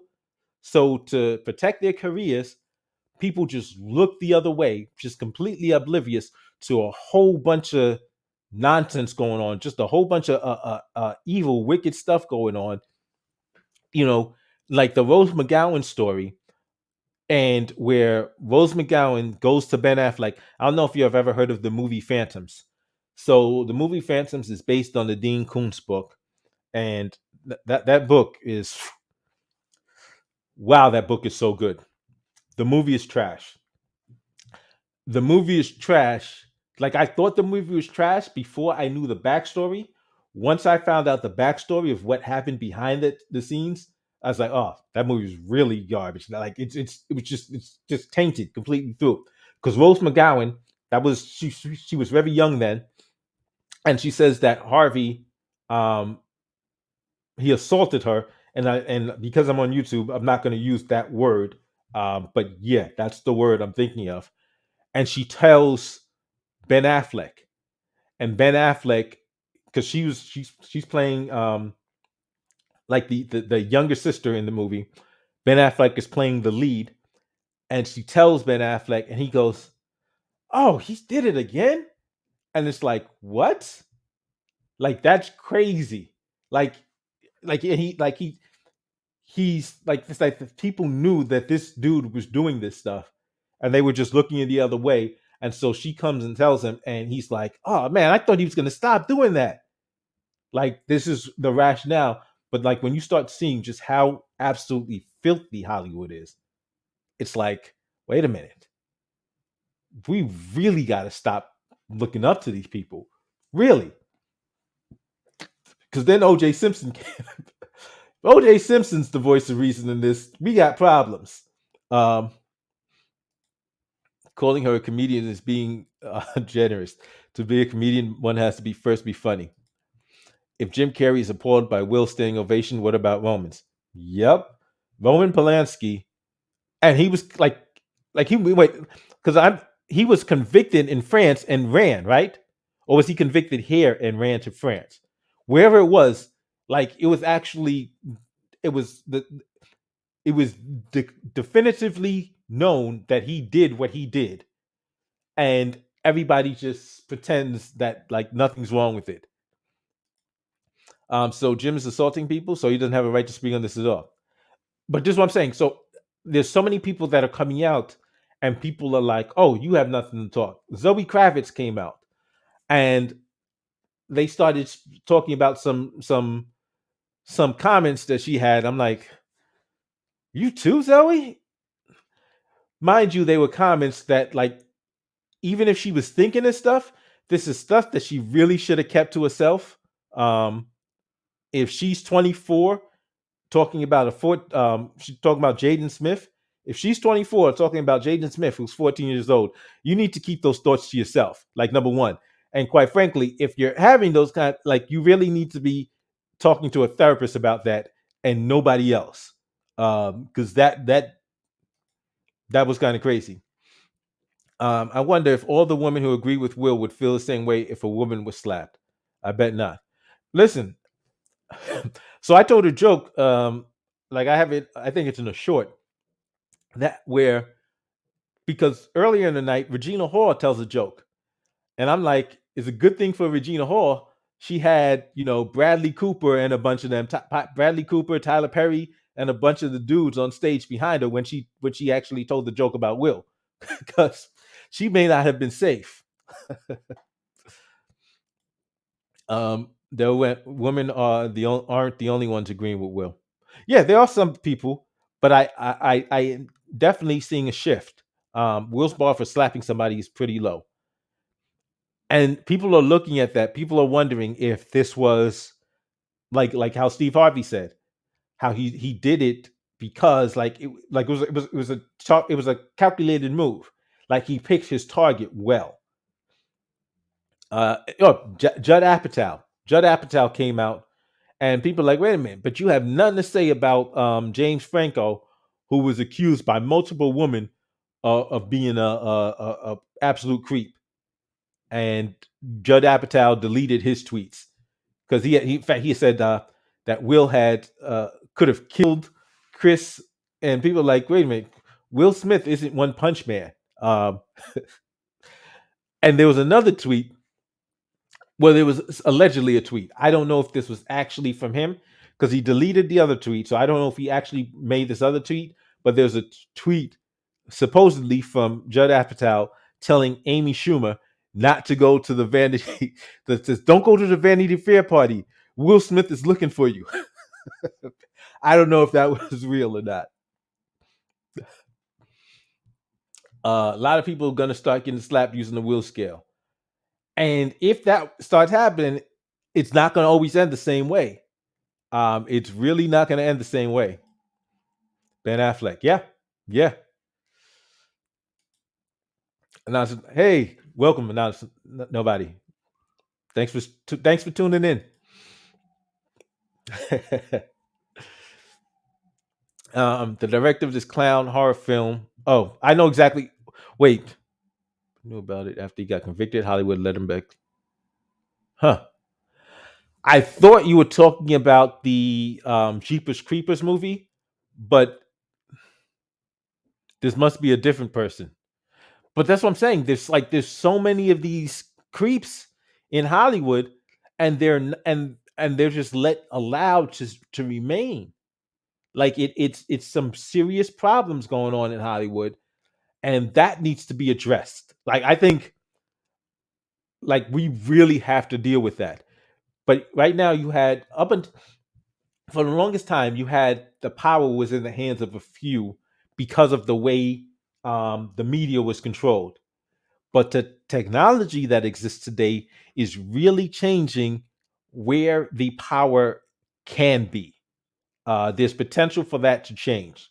And I think we really need to be taking greater steps. Like, so instead of like, because the cancel culture focusing, and now that I think about it, and I just thought about it right now, that cancel culture as it exists right now appears to be a distraction. So they're distracting people with, oh, this person said something offensive, and this person said something that this group won't like, and something that might offend this group, instead of focusing on the people that are doing some really creepy, like scummy, scumbag things, like in actual life, actual things that they're doing that are being ignored while they're focusing on microaggressions. And so I start to look at that and like, wait a minute, like this isn't an accident. They're really using this stuff as a distraction to to distract from a lot of the actual stuff that's happening behind the scenes in Hollywood. Like the casting couch, for the longest, everybody knew about that. Of just basically telling women, if you want this role, this is what you have to do. Like yeah, that's unacceptable. Don't disrespect the fresh. I think if it was someone else, Will would not have slapped the person. A lot of people are saying that. And the guy that made the Godfather knew about it and found out and got the little kid blackballed. Wow. Well, remember Corey Haim and Corey Feldman? They've been talking about one of them is passed now, but they were talking about the industry and all the stuff that was going on in there. Yeah, Jeep Creepers guy was allowed to make like 3 sequels. Yeah. Uh, James Corden. So now, like, there's some comedians that have just been saying stuff. So James Corden came out, criticized him. People are saying he's just not funny. But hey, I get why he's taking that position. He's a comedian. And what's interesting is Andrew Schultz came out. I don't know if you know him. He's on YouTube with the Flagrant 2 podcast. He does a show with Charlemagne called The Brilliant Idiots. And he actually started roasting Will and Jada now. And like I said, by doing it the way they did it, they've actually opened themselves, because now there's a lot of other comedians that are intentionally going to start making fun of Will and Jada. And it's like you opened the door. You handle things in such a horrible way that you opened the door, and that people are gonna, because like it's not to say that people wouldn't have done dumb stuff anyway, but if you had handled it a certain way, then you could still have the high road. Right now, Will and Jada don't have the high road. And so when people are making fun of them now, other people are like, okay, like, yeah, this is what y'all got. This is what y'all get. And yeah, I mean, but we're really starting to see just how horrible Hollywood is, because all of these skeletons are coming out about, like, anytime somebody criticizes, there's stuff coming out about them, and it's like, wow, like Hollywood is a horrible place. And I remember when this first happened, somebody posted something um, from Dave Chappelle, and how Dave Chappelle was talking about Mariah Carey, I think it was, Martin Lawrence, and how, like, these aren't weak people. He's saying these are strong people, but then why are they, you know, you got them out in the streets just like losing their minds. He's like, something really messed up is happening in Hollywood, that this is the effect it's having on people. And like that was some serious stuff. And if you start looking at, like, the more I'm looking at this, I'm like, Hollywood is a really disgusting place. A really disgusting place, because more and more stuff just keeps coming out. And then it comes out how many people knew about this stuff. Because Weinstein is gone, but you look, everybody was kissing his ring. Everybody was kissing his ring, and now people are coming out like everybody knew. It's like, then why were y'all all cool with it? Like, why were you all okay with it? Like, there's some serious problems with Hollywood. Will Smith does not have to be One Punch Man. Absolutely, yeah, absolutely. But the way, in fact, um, the way, like, we have that young guy that punched the old dude that called him the N word, and he died. The way that Judd Apatow, in his tweet, he says, such pure and unrestrained rage, and it's like, people are like, no, you're doing too much. They're like it seems like you're putting a whole lot extra on this, and it reminded me of um, Darren Wilson, the cop that killed Michael Brown, and him, like, oh, he was like the Incredible Hulk. And it's like you're putting a whole bunch of extra stuff on this to, like, justify you killing this boy. Um, and so it seemed like that's what Judd Apatow was doing, and he wound up deleting the tweet because, yeah, he was putting a lot of extra stuff on it. Judd Apatow was definitely putting a lot of extra emphasis on that. It was like, dude, stop with the this like unrestrained, like, you're really trying to paint a picture of this. Oh, he didn't use the word animal, but his language was very, very close to that arena of, like, you really trying to paint a picture, and we don't like where this is going. So he went ahead and deleted that tweet. um I'm sure in Hollywood, if the actors are doing it, then people behind the screen who's giving them the jobs and directing the movies and producing the movies are having the same social behavior. Like, this is the thing. Like, but it's not just the actors, it's people behind the scenes. Like, we're finding more stuff out about these people. And it's like, yo, this place is a really disgusting place. And it's not about, so when you hear about the casting couch, and the more you hear about the casting couch, the more you realize that there have got to be some phenomenal actresses out there that never got a shot, that we never saw. Why? Because they didn't like these directors, these producers, these casting agents tried to get these women to sleep with them. These women refused, and we never got to see these women's talent. And then we got to realize how many women that may have got in the industry and then left because they're like, listen, what y'all want me to do, I'm not doing. Because there's actresses that we may have seen, maybe they were like young actresses, they started, and then as they get older, they suddenly just leave Hollywood, and we're like, why did they stop acting? And hey, like, they may have seen a lot of the stuff that's going on behind the scenes and want no more parts of it. Because if you look at how many child actors have just gone off the deep end, like, it's like, wow, this is a really messed up industry. Really messed up industry with some really messed up people. And what they've done is they've convinced us that they're great people. But we're getting to see, like, with social media has, this is one of the, I guess, one of the benefits of social media, that we get to see more of people and information travels differently. So, like where they may have in the past been able to shut down, okay, nobody report on this.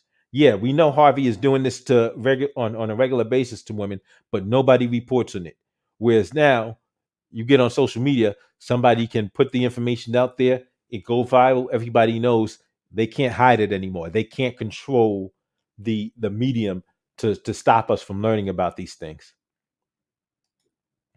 Shout out to Anthony Mackie too. He just bought a big piece of land in I think Louisiana and planning on building a film studio. Definitely. Nice, nice. There were so many actors defending Roman Polanski, and some even, wow, that's disgusting. That's absolutely disgusting. Psh, wow. The amount of child actors who have gone insane, become predators. Like, yes, yes. Like just different strokes. Um, Gary Coleman's gone. Dana's gone. Todd went through a whole big problem. I mean, fortunately, he was able to recover. But like, is like you look at that, and just so many child actors just just destroyed, just absolutely ruined, and you wonder what's going on. Yeah, it's but that's why, like, so seeing what Will did publicly, like I worry, and seeing how somebody like a Tiffany Haddish is taking it, and there's other women like I've seen on Twitter like bigging up like that's what men are supposed to do, and it's like no, please don't believe this, please don't push that message. Like I don't want to see black men killing people, hurting other people, killing people based on just like words and disrespect, and things that could be handled much better, or much easier. And I don't want to see them putting themselves in harm's way, whether it like where like they put their hands on somebody, and that person either is armed or a much better fighter than they thought, like they get more than they're bargained for. And like, these women don't realize, if you send in your boyfriend, your husband, or if it's a crash test dummy, you could be putting yourself at risk. Because if you send him off as a crash test dummy, and the dude that he's getting into it with gets the upper hand, like he could wind up hurting you too. There's no guarantee that that person is going to stop at beating up, or worse, just your boyfriend. Like it could be a situation where you got a dude got friends, and or he's got a weapon, and he just shoots both of y'all. Like, no, that's not good. That's not wise behavior. It's not advised behavior. It's like, please don't do it. And especially with the young people. I definitely don't want to see young people buying into this nonsense. I definitely older people shouldn't be doing it either, but I definitely, because young people are impressionable. They're trying to figure out how to move in this world. And so, young dudes will be like, because young dudes are like, okay, what do I do? Like, and that's why we really got to be out there mentoring these young men, and young women, but like let older sisters mentor these young women. But like as men, we got to be mentoring these young men in our community, because we got to let them know, yeah, you take care, you protect her, but that doesn't mean you resort to violence as the first resort. You can protect her by telling somebody, "Hey, that's disrespectful. Don't speak to her that way." And you can handle it in a way where you give the other person an out. You give them an out where they don't have to feel like they have no choice but to escalate. You make it clear that you've got to apologize, or not disrespect, the woman, but give them an out so that things don't escalate.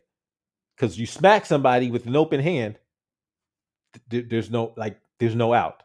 Like, you've it's like almost like in olden days with the slapping somebody with the glove. You've just challenged somebody to a duel. Yeah, you've taken it to a point where for to save their pride, to protect their pride and their image. Now they have to react violently.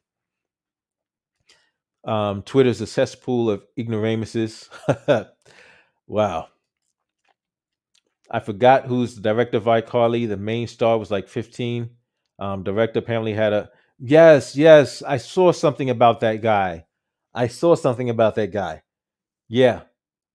In fact, was that the guy from Head of the Class? Correct me if I'm wrong. Dan Snyder. Yes. Yes. Yes. Dan Snyder. Dan Snyder from Head of the Class. Yeah. Like, I don't know if you ever knew Head of the Class. That was a like he was a I think he was a kid star in that, or at least a teenager or young adult. When he was in that show, 90s. Yeah, he was from Head of the Class. He was an actual star. And then I saw about him when he went behind the camera and he was doing some real creepy stuff. Always looked up to Will. Now I can't look at his face. Yeah, Will, and that's because this is where we gotta look at it now. Will Smith, for years, has built up the image of him being the good guy. For years, he has built up the image of him being the good guy. And after the smack, for a little bit, he looked like he still had that image. For a little bit, people were still treating him like the good guy.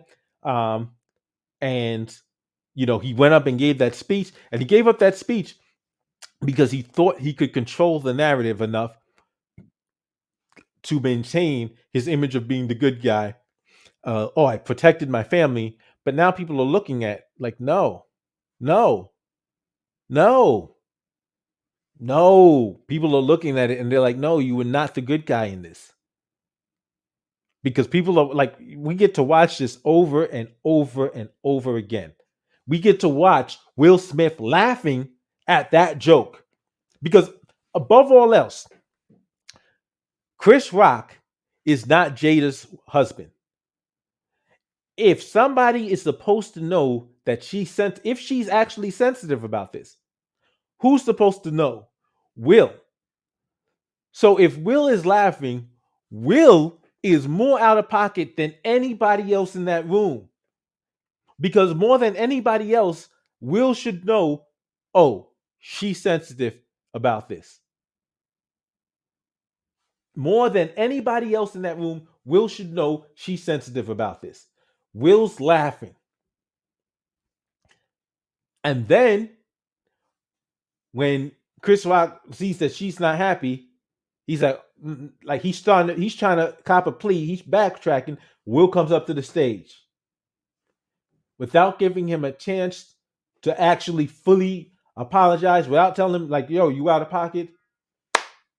It's like people realize, whoa, whoa, whoa, whoa. You are not in the right in this one. Even the people that are saying the joke was over the line, because there's some people saying the joke wasn't that bad. I'm a person that likes roast, and I can make fun of myself, but that's me. I'm not Jada.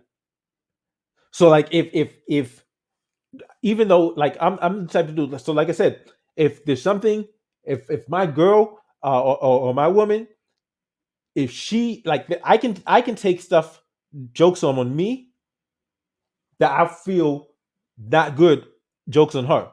So now if she feels uncomfortable with it, now I'm gonna feel like, okay, I gotta do something.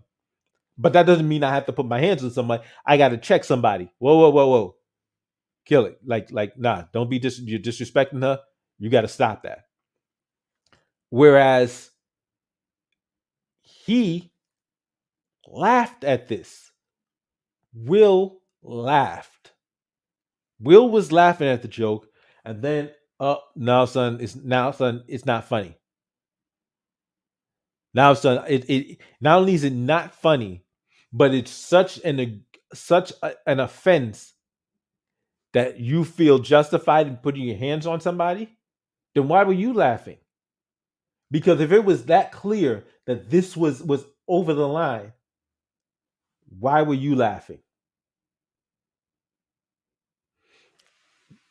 But right now, more and more people are coming out, and big name stars are coming out, comedians are coming out now, and regular people within the industry. Like that. So like when a Zoe Kravitz comes out, she does not have like she does not have the requisite number of power, the requisite amount of power within Hollywood to be able to step up and go to war with the Will Smith. So as you look at some of these people that are coming out and criticizing him, you've got to realize the tide has shifted against him. Will Smith is no longer the good guy. He may have never been, but he had that image that was in his favor. That was part of his power. So like Tom Hanks is looked at as a good guy. That was part of Will Smith's power of being the good guy. He's the villain now. Will Smith is the villain, and I don't think, and he because he I don't think he knew it was going to happen. He thought he was going to be able to spin this in a way where he could keep being the good guy, which is why he gets up there and gives that ridiculous speech about love and I'm just protecting my family. Like okay, people right now people ain't buying it. In fact, even in the moment, people were just like people were cringing about it because, like I said, I remember looking at Denzel's face. Denzel did not look happy. Denzel did not look happy. So, if Will Smith is now the villain, I'm saying, can Will Smith, because Will Smith didn't think he was going to be the villain. He thought he was going to be able to spin this to the way that he's the hero. Can he handle being the villain? And I don't think he can. I don't think he's prepared for what that means now that he's the villain. Because remember, he was the good guy, the rapper, the clean, wholesome family guy, right? Wholesome, wholesome, all American. So he at that point, people within the industry treated him a certain way. He lost that protection now because he's not the good guy anymore. He's the villain. So now, especially like if he's in a situation like I would suggest he not go to the Grammys. Like if he goes to the Grammys, he goes to some Grammys after party. He does not have the same protection, the same because there's cats that would leave him alone just on the strength of him being Will Smith, the good guy. They're like, okay, he's a good guy. We ain't gonna like. He doesn't need like. There's some dudes that get respect from the street because they're street. There's some dudes that don't get bothered from the street because they're clean cut. They ain't. He lost that protection. I don't think he's prepared for that. I don't think he thought this all the way through. I don't think he realized what this entailed of how this shifted. Like his entire career has shifted, and I don't think he's prepared for how the treatment he's going to receive and how people are now going to be interacting with him now that he's the villain.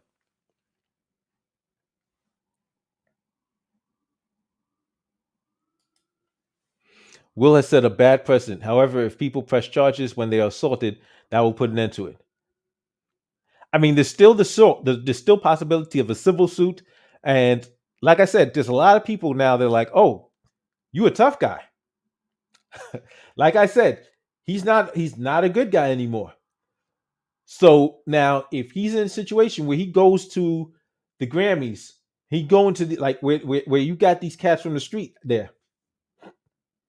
They're like, "Oh, this dude thinks he's tough now. This dude wanna be like that." Because now dude's like, okay, like we could go there. And I don't think he's prepared for that. Chris has to sue to send the right message to everyone. Jay. Yep. He's cucked, so inside he wants to smack out of his wife. He can't, so Chris Rock will have to do. And people are saying that a lot of what he did was because like I mentioned about standing up for your woman, right? There's something else you have to do. You have to stand up for your woman. Somebody's disrespecting her. You have to be able to stand up like, hey, whoa, don't disrespect my woman. If somebody's trying to put their hands on like this, like under no certain, like you now you do whatever you need to do to protect your woman somebody try to put their hands on them. But in addition to standing up for your woman, you have to be able to stand up to your woman. Yes, you have to be able to stand up to your woman to like, okay, whoa. Like if she's wrong about something, you have to be able to say, whoa, stop, calm down. Like, no, that doesn't make sense. Like, especially if she's trying to send you on a suicide mission, on some on to crash. Like, do not be anybody's crash test dummy. Like, do not let somebody turn you into their crash test dummy where she could just send you off on a mission. You go, boom. You wind up doing, you do something to somebody, you wind up in prison, and yeah, she's gone within 6 months. Not even picking up the phone for you when you call it now. You dial. This is a correctional facility. She dials zero, hangs up. The call was not accepted. you know, like, so you have to have the ability to stand up to your woman. And but that's like being a man is not an easy thing. Being a man is not an easy thing, but there's a lot of people don't realize that. So yeah, you want to be the head, there's responsibility that comes with being the head. You want to be the leader, like that's what the job of man. You're the head, you're the leader. There's there's responsibility that comes with that. And so you have to be able to say, okay, no, this is not going to be like this. Doesn't mean you disregard what your woman, her feelings and emotions, but you've got to address her feelings and emotions and be mindful of them before. Like, so if you're neglecting your woman's emotions and what she cares about and what she needs emotionally, you'll put her in a position where she'll feel like she wants you to do other things, where she wants you to go extra. So, like, because a lot of the stuff that could be avoided if you're paying attention to her, and if you know her. So, like, if Will was paying attention, like, he could have been in a position where he wouldn't have even he would have been more mindful of how she felt about this, like, beforehand. Because he, under no circumstances, if she felt that way, should he have been laughing. If she genuinely felt offended, like, he should, no, I'm not going to laugh at that. And he should have been able to address it verbally. So I've seen a lot of takes, like, and I knew Red Pill Dudes was going to have a field day on this. I knew it as soon as I saw this. I said, Red Pill Dudes are going to have a field day on this. They are going to have a field day on this because, yeah, Will did not display strength. Will did not display strength. He did not display the actions of somebody that was secure in his masculinity. I didn't see that. I didn't see that Tom Cruise called him out. Wow. I didn't see that. Nah, Will career is over. Listen, he really messed up. He really messed up. And I don't think he realizes how severely he messed up. Because, like, this was supposed to be his night. And like I say, I look at Jada and I'm like, how does she not stop him? This is the biggest night of his professional career. How does she not stop him from going up on that stage? I feel bad for the Smiths. Imagine, but like, things are starting to make sense, more sense when you see what Willow and Jaden, when you see the issues that you're like, okay, I see where that comes from. I'm seeing. You can start to see the dysfunction of their family life, of why they seem to have some type of issues. So what do you think about people coming out saying this is a betterment for the Black community? I feel like this has no. So here's the deal. There's some people who hate Black people anyway. There's some people who, no matter what happens, are gonna paint a negative picture of the Black community. There are some people who don't have interactions or regular interactions with the black community. So the only knowledge they have of black people is through TV, music, movies, and like reality TV. If the only if the only knowledge they have of black people is reality TV, it's a wrap. But like if they're watching this award show and they've looked up to somebody like Will Smith and they're like, oh, he's such a nice, clean cut, wholesome young black guy. And he's not even young anymore, but he started out young. Now he's 50, 53, right? But he's such a wholesome, clean cut. He's portrayed this image. He's built up this image, and he's put himself in a position. Like he's taken a position of being a role model. He's taken a position of being a representative of the black community. Like that's one of the reasons why they were doing the Oscar boycott in 2016. They took positions, him and Jada put themselves out there to represent to stand up on behalf of the black community. Like I said, this comes with the price. This leadership comes with responsibility. So, like, if you're going to take a position at the front, make sure you represent appropriately. Because you said, okay, I'm gonna like this whole night was supposed to be about black excellence because there was so many aspects of it where that was shining through. You have Samuel L. Jackson getting his like what lifetime achievement. You've got somebody like Questlove, like he's getting best documentary now. You've got Denzel and Will nominated. Will Packer is producing the event. Like this could have been a moment, and had this not go down, because the question for you is this: had Will Smith had Chris Rock told this joke, Will laughed, Jada laughed, um, Chris Rock hands out the award. Chris Love comes, gets his award. Will Smith later on gets up on stage, wins the Oscar, and he gets up, gives a speech about how he's so thankful for having his beautiful wife to support him, and how he's honored to be able to win this award, being up against somebody he looks up to like Denzel Washington. Would we have looked at this as a moment of black excellence?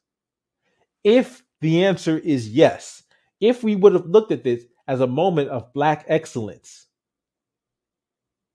then we can't lie to ourselves and say, oh, this has no reflection on the black community because Will Smith took it someplace else.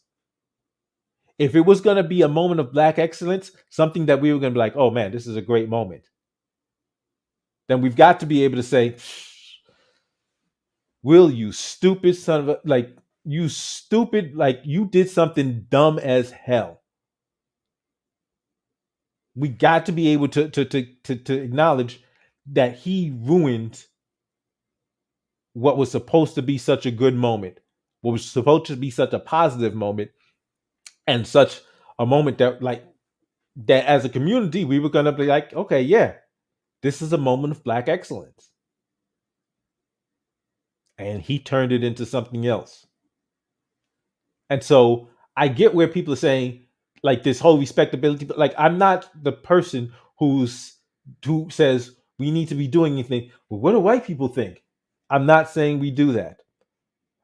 I'm saying if this is a moment, like there are times when we look at at the actions and the behaviors of people within the black community and we feel good about them.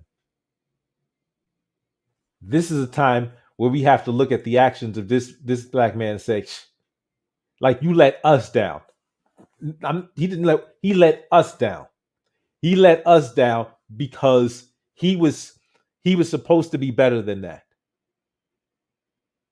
He was supposed to be a better man than doing something so trifling. He put himself in that. He painted himself. He spent years building up his image as him being a better man than that, and he proved that he wasn't. Um, So I mean, so let me know if you disagree. Let me know if you disagree, because like I said, I see the point where people are saying, oh, like not to be on this level of, oh, what do white people think? Yeah, I get that 1,000%, and that's not what I'm trying to say. Um, well, after you have an Oscar So White campaign, and then it happens, it makes you wonder. uh, No, it doesn't. But every time a few black people on some BS, everyone uses that to judge and generalize and paint the board. And so this is what I'm saying, because I will criticize Candace Owens when she's talking nonsense about black men, black women, um, black culture. When she makes stupid statements like, "Oh, black culture is just so horrible," when Rob Smith and Brandon Tatum are doing this stuff, like I get mad, I get angry when when Hollywood decides they're gonna take a black actor who's like an amazing actor and then cast him as thug number two. Like what? Like and like, oh yeah, so you be thug number two, you be thug like dude's like, I'm a Shakespearean trained actor and you've got me playing thug number three. Like so when Hollywood is doing this, they're painting an image. So if we're going to acknowledge that Hollywood using fictional portrayals can paint black people in a bad light. I mean, a non-fictional portrayal, an actual real life portrayal of a black man. Like you really, and like it wasn't even something that was. It's not like he. It's not like he did something that was warranted. He did something completely out of pocket. Some completely out of pocket. Jay, I'm a black man. And I think it's definitely embarrassing for the black community. You can't take well. Chris Rock is a real man for because if Chris Rock had fought back, oh, that would have looked so ugly. That would have looked so ugly. That would have looked so ugly. He didn't think at all. He just reacted. That was a long walk. That was a long walk from up in his chair to him walking all the way to Chris Rock. That was a long walk.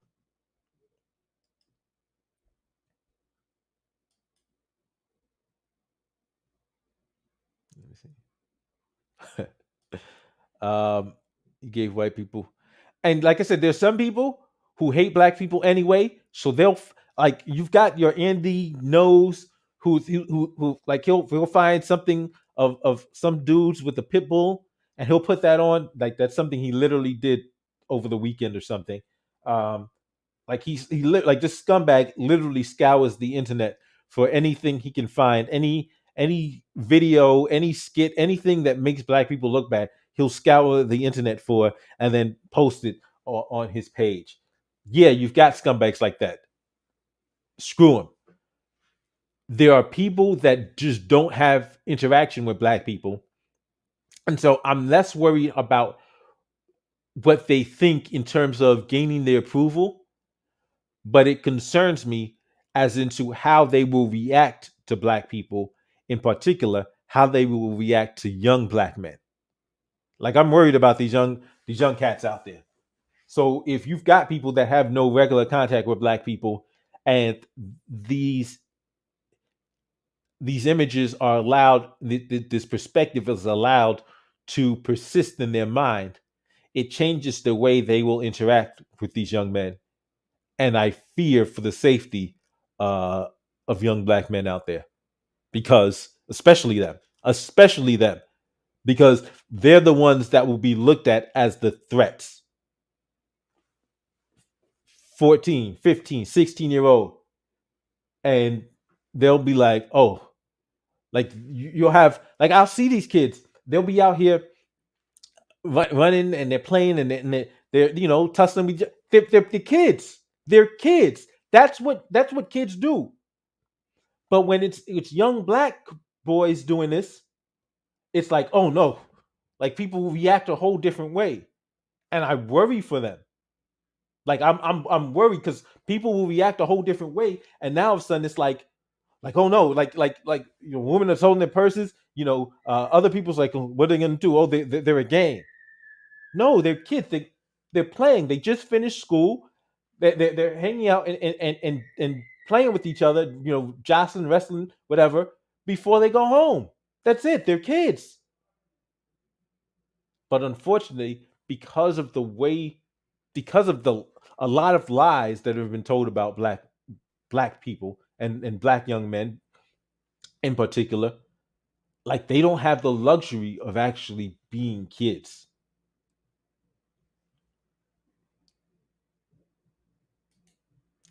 I don't know what type of arrangement Will and Jada have, but all I know is Will is on the rough end. Yep, not looking good for Will. Will ain't gonna be anywhere without security.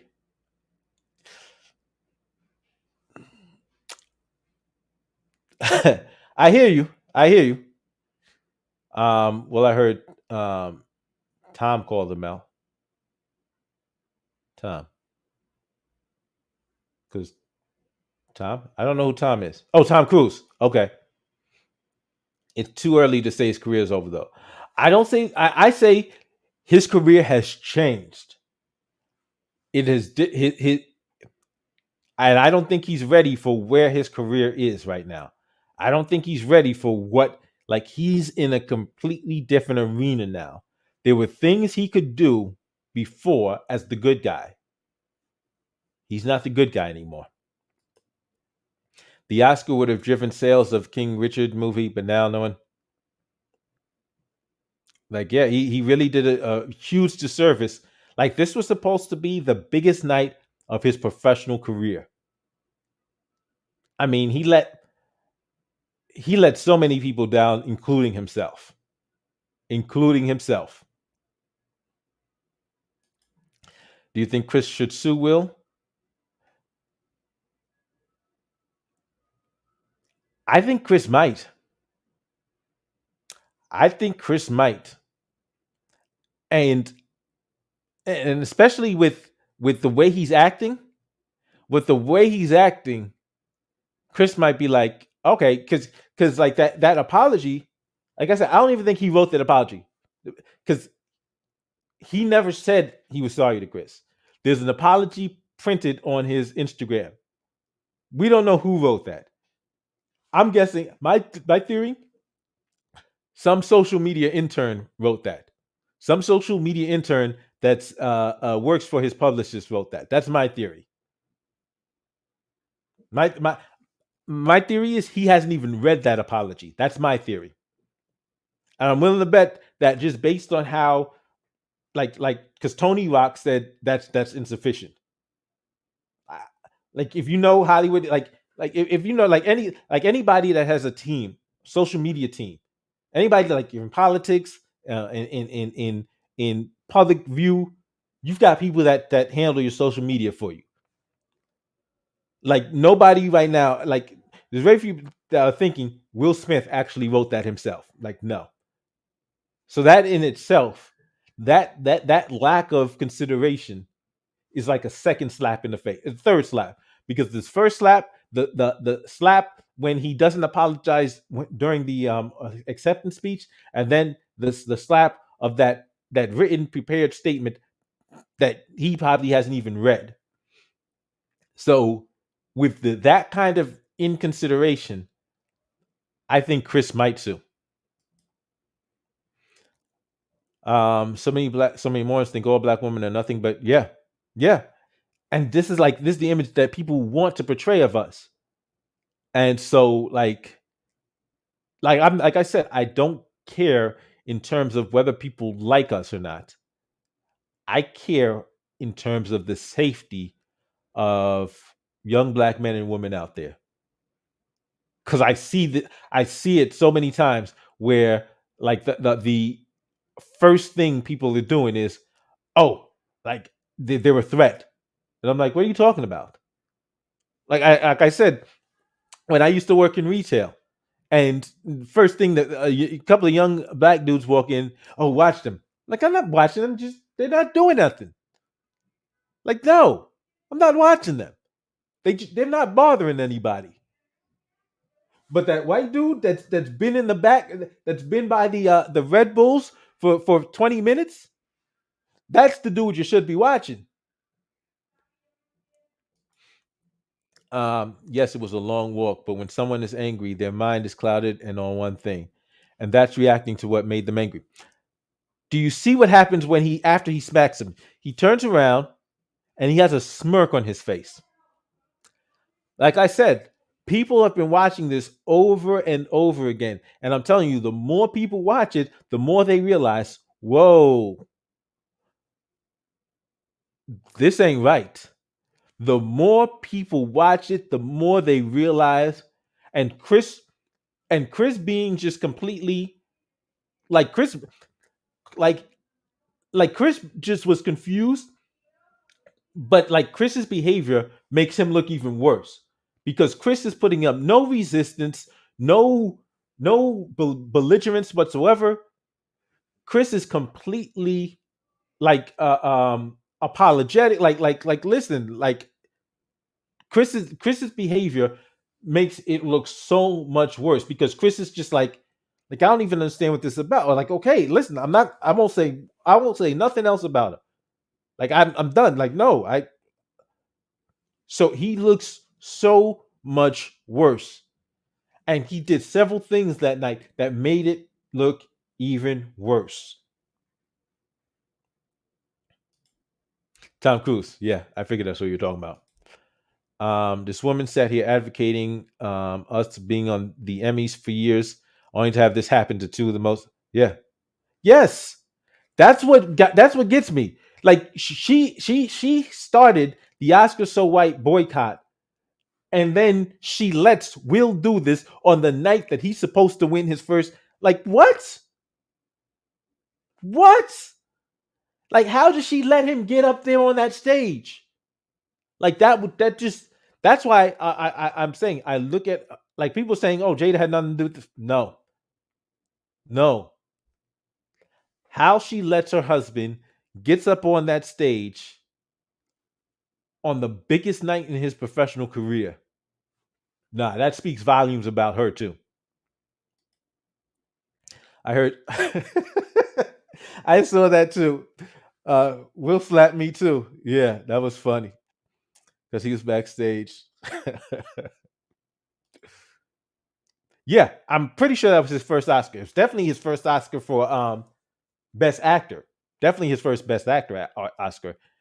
I think he might have been nominated for supporting, might have, but I don't think he won. But I know that was definitely his first um, Best Actor Oscar.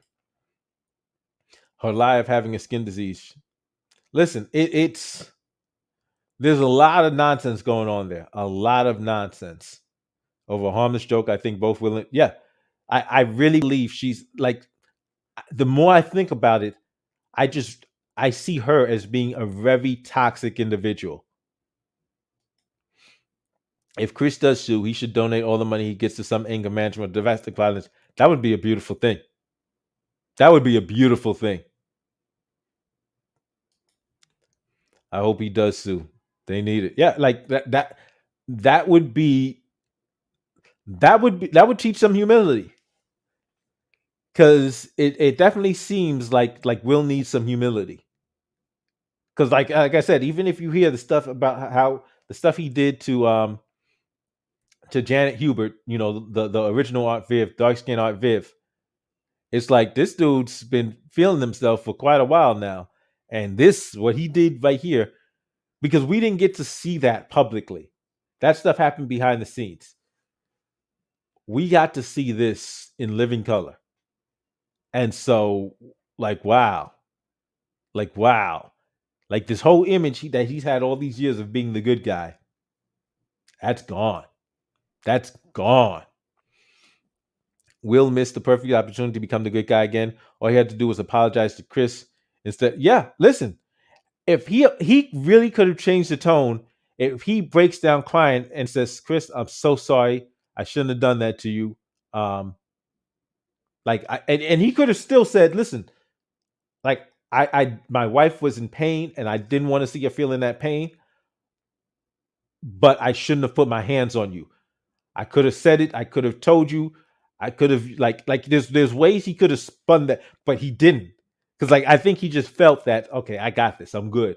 I can like I said, it shows like just a lack of humility. And I think he was just feeling like his ability to manipulate and control the situation, and he's not in control anymore. Because like no, like that just I don't know if he had any idea it would be this big. Because that's all people are talking about.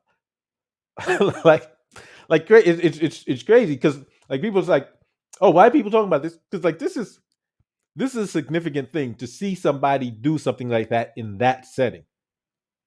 In that setting, it's like wow, yeah, like yeah. Chris Rock moved things over with Will by. I don't even know if Chris would want that. Like I said, she's a toxic. She really seems, in my opinion, she seems to be toxic. Um, that was a Babylon B meme. Okay, I agree. Yeah, he really missed an opportunity. She for the streets. But I listened to some of the things they talked about, like him feeling he's in Tupac's shadow, and if he really feels that way, then she is like she could be like more toxic than I realized because if she's using like that she knows if she's using his insecurities to just completely control him. Like that's ooh. Because somebody had even called it an abusive relationship. Somebody said that he was in an abusive relationship. I forgot who said it. Somebody on Twitter posted it. And I think the person is like a well-known person, not necessarily an actor, but a well-known person. They said that he's in an abusive relationship, and there's a distinct possibility that that's true, especially if she is using like his insecurity, like him living, like if she's preying on his self-image and using like comparing intentionally making comparisons between him and Pac to control him, like wow. But I did remember seeing him talk about how him seeing his father hit his mother, and him being too scared to do anything about it. And once again, if that's something that like that's something he needs to go to therapy for. That's something he needs to do because he clearly is still having these he has these unresolved issues. And I mean, like, hey, listen, I get it. If you have if that like that kind of stuff, seeing that stuff as a kid and not being in a position to protect or not or feeling that you're not in a position or not being in a position to protect your mother, um, could have a very profound effect on you. But that's why you need to go to therapy. You need to process that stuff instead of just trying to let it simmer. Because if you just let it simmer, it can have a very negative impact on your relationships and your growth as a man. After all, Chris Rock is a rock. Kudos to the composer. Yeah, he really did. Yeah, shout out to Chris Rock. He did. He really did do. He really did hold it together really well, considering that situation. I do believe that Jada control will. A lot of people, yeah, a lot of people are saying that. The joke was the straw that break the camel's back, all built up frustration. And what like if that's what it is, this is stuff you can't let that. And that's my message to anybody who's watching. If you've got some issues, some anger, don't let it don't just let it sit. Don't think that um, okay, I'm good now. Get process it, deal with it, acknowledge it, Go to, I mean, seriously, go to therapy, talk to somebody, because letting anger fester, like I said, when I was younger, oh, my anger, um, very unhealthy. I was in some very unhealthy places um, with my anger, and I've been through a lot of anger management. Like I've gone through anger management to the point where I was pretty much resolved, but I said, no, I'm going to go again. I'm going to go again just because that's something I've once had that problem. So I want to make sure I can, process my emotion, acknowledge my emotion, recognize it, and deal with it pro socially.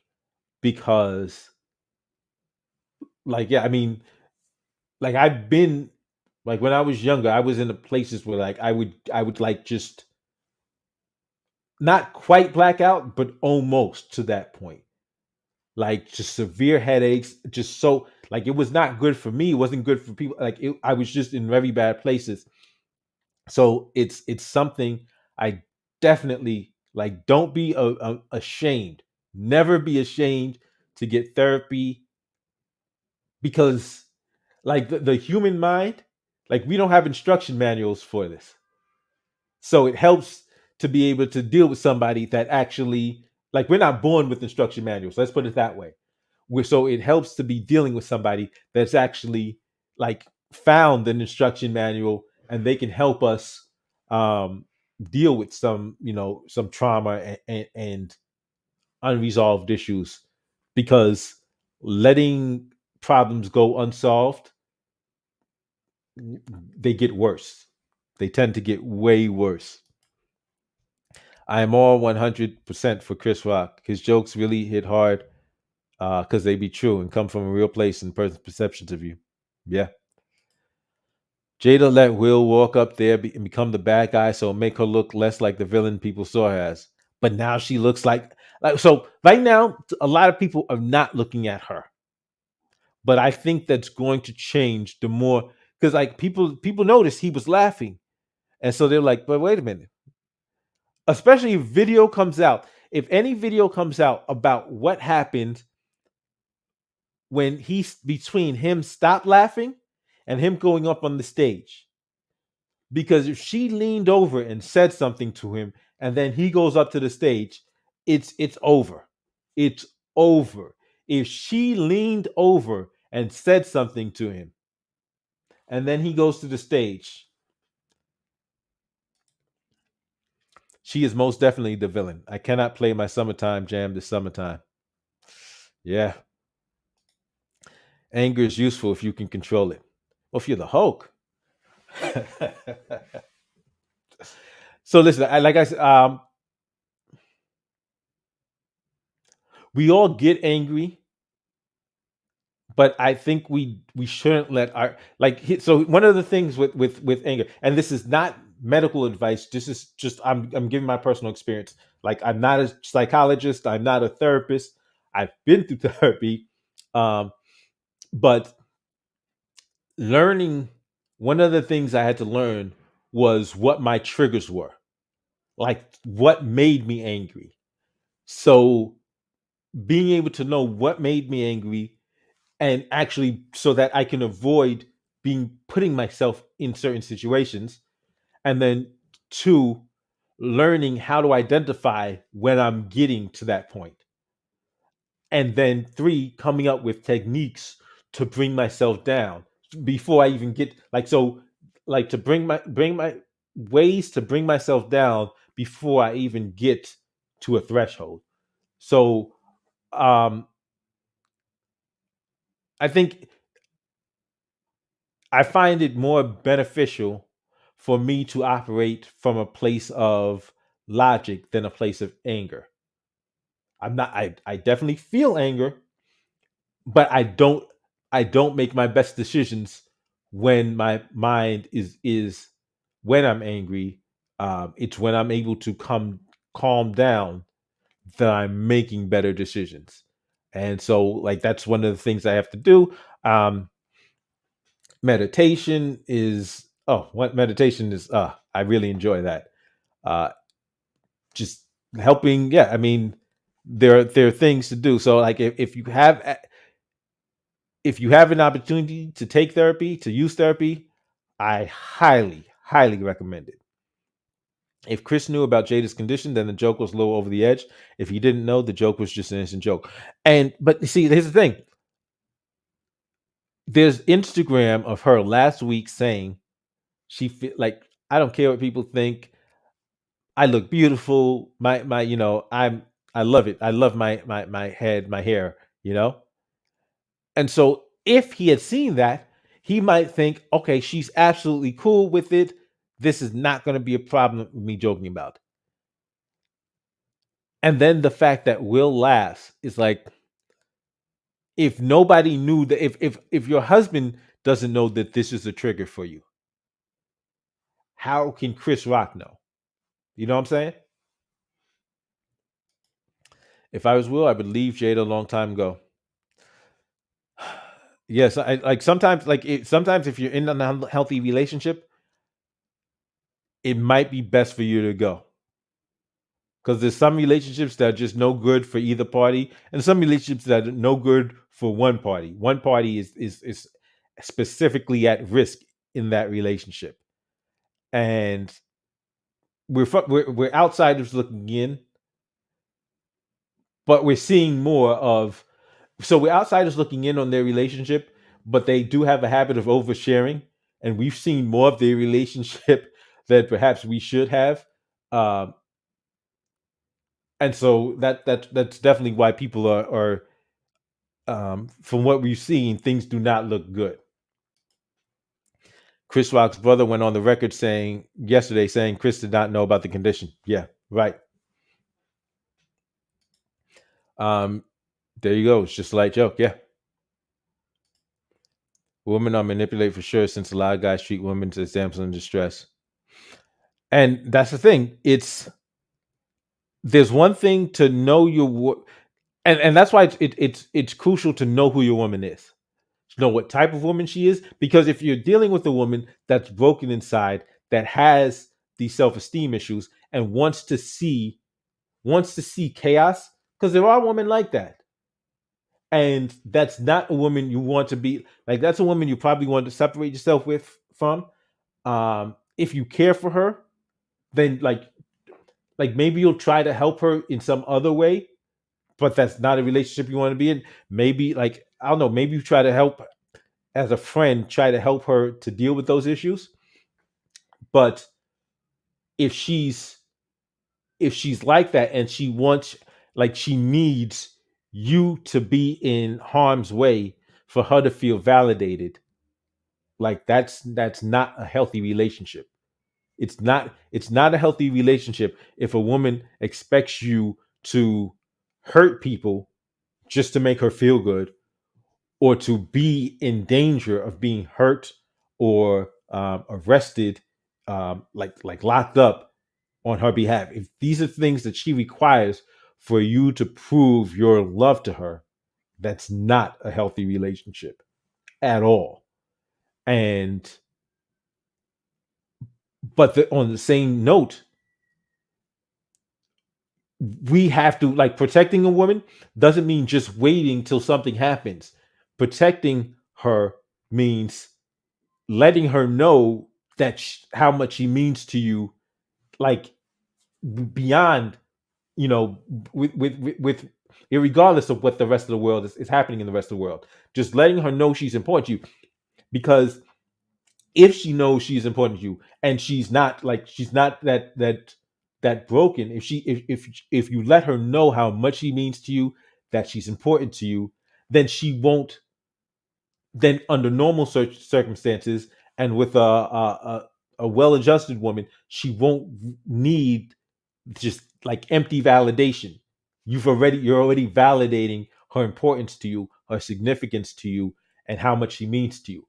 And you can do that um, daily, and you should be doing that daily. Like, that's part of what it is. Because if you're neglecting her emotions, if you're neglecting to let her know that she's important to you, then if she's outside and somebody says something to her, and you're not doing anything about it, she feels like you just don't care.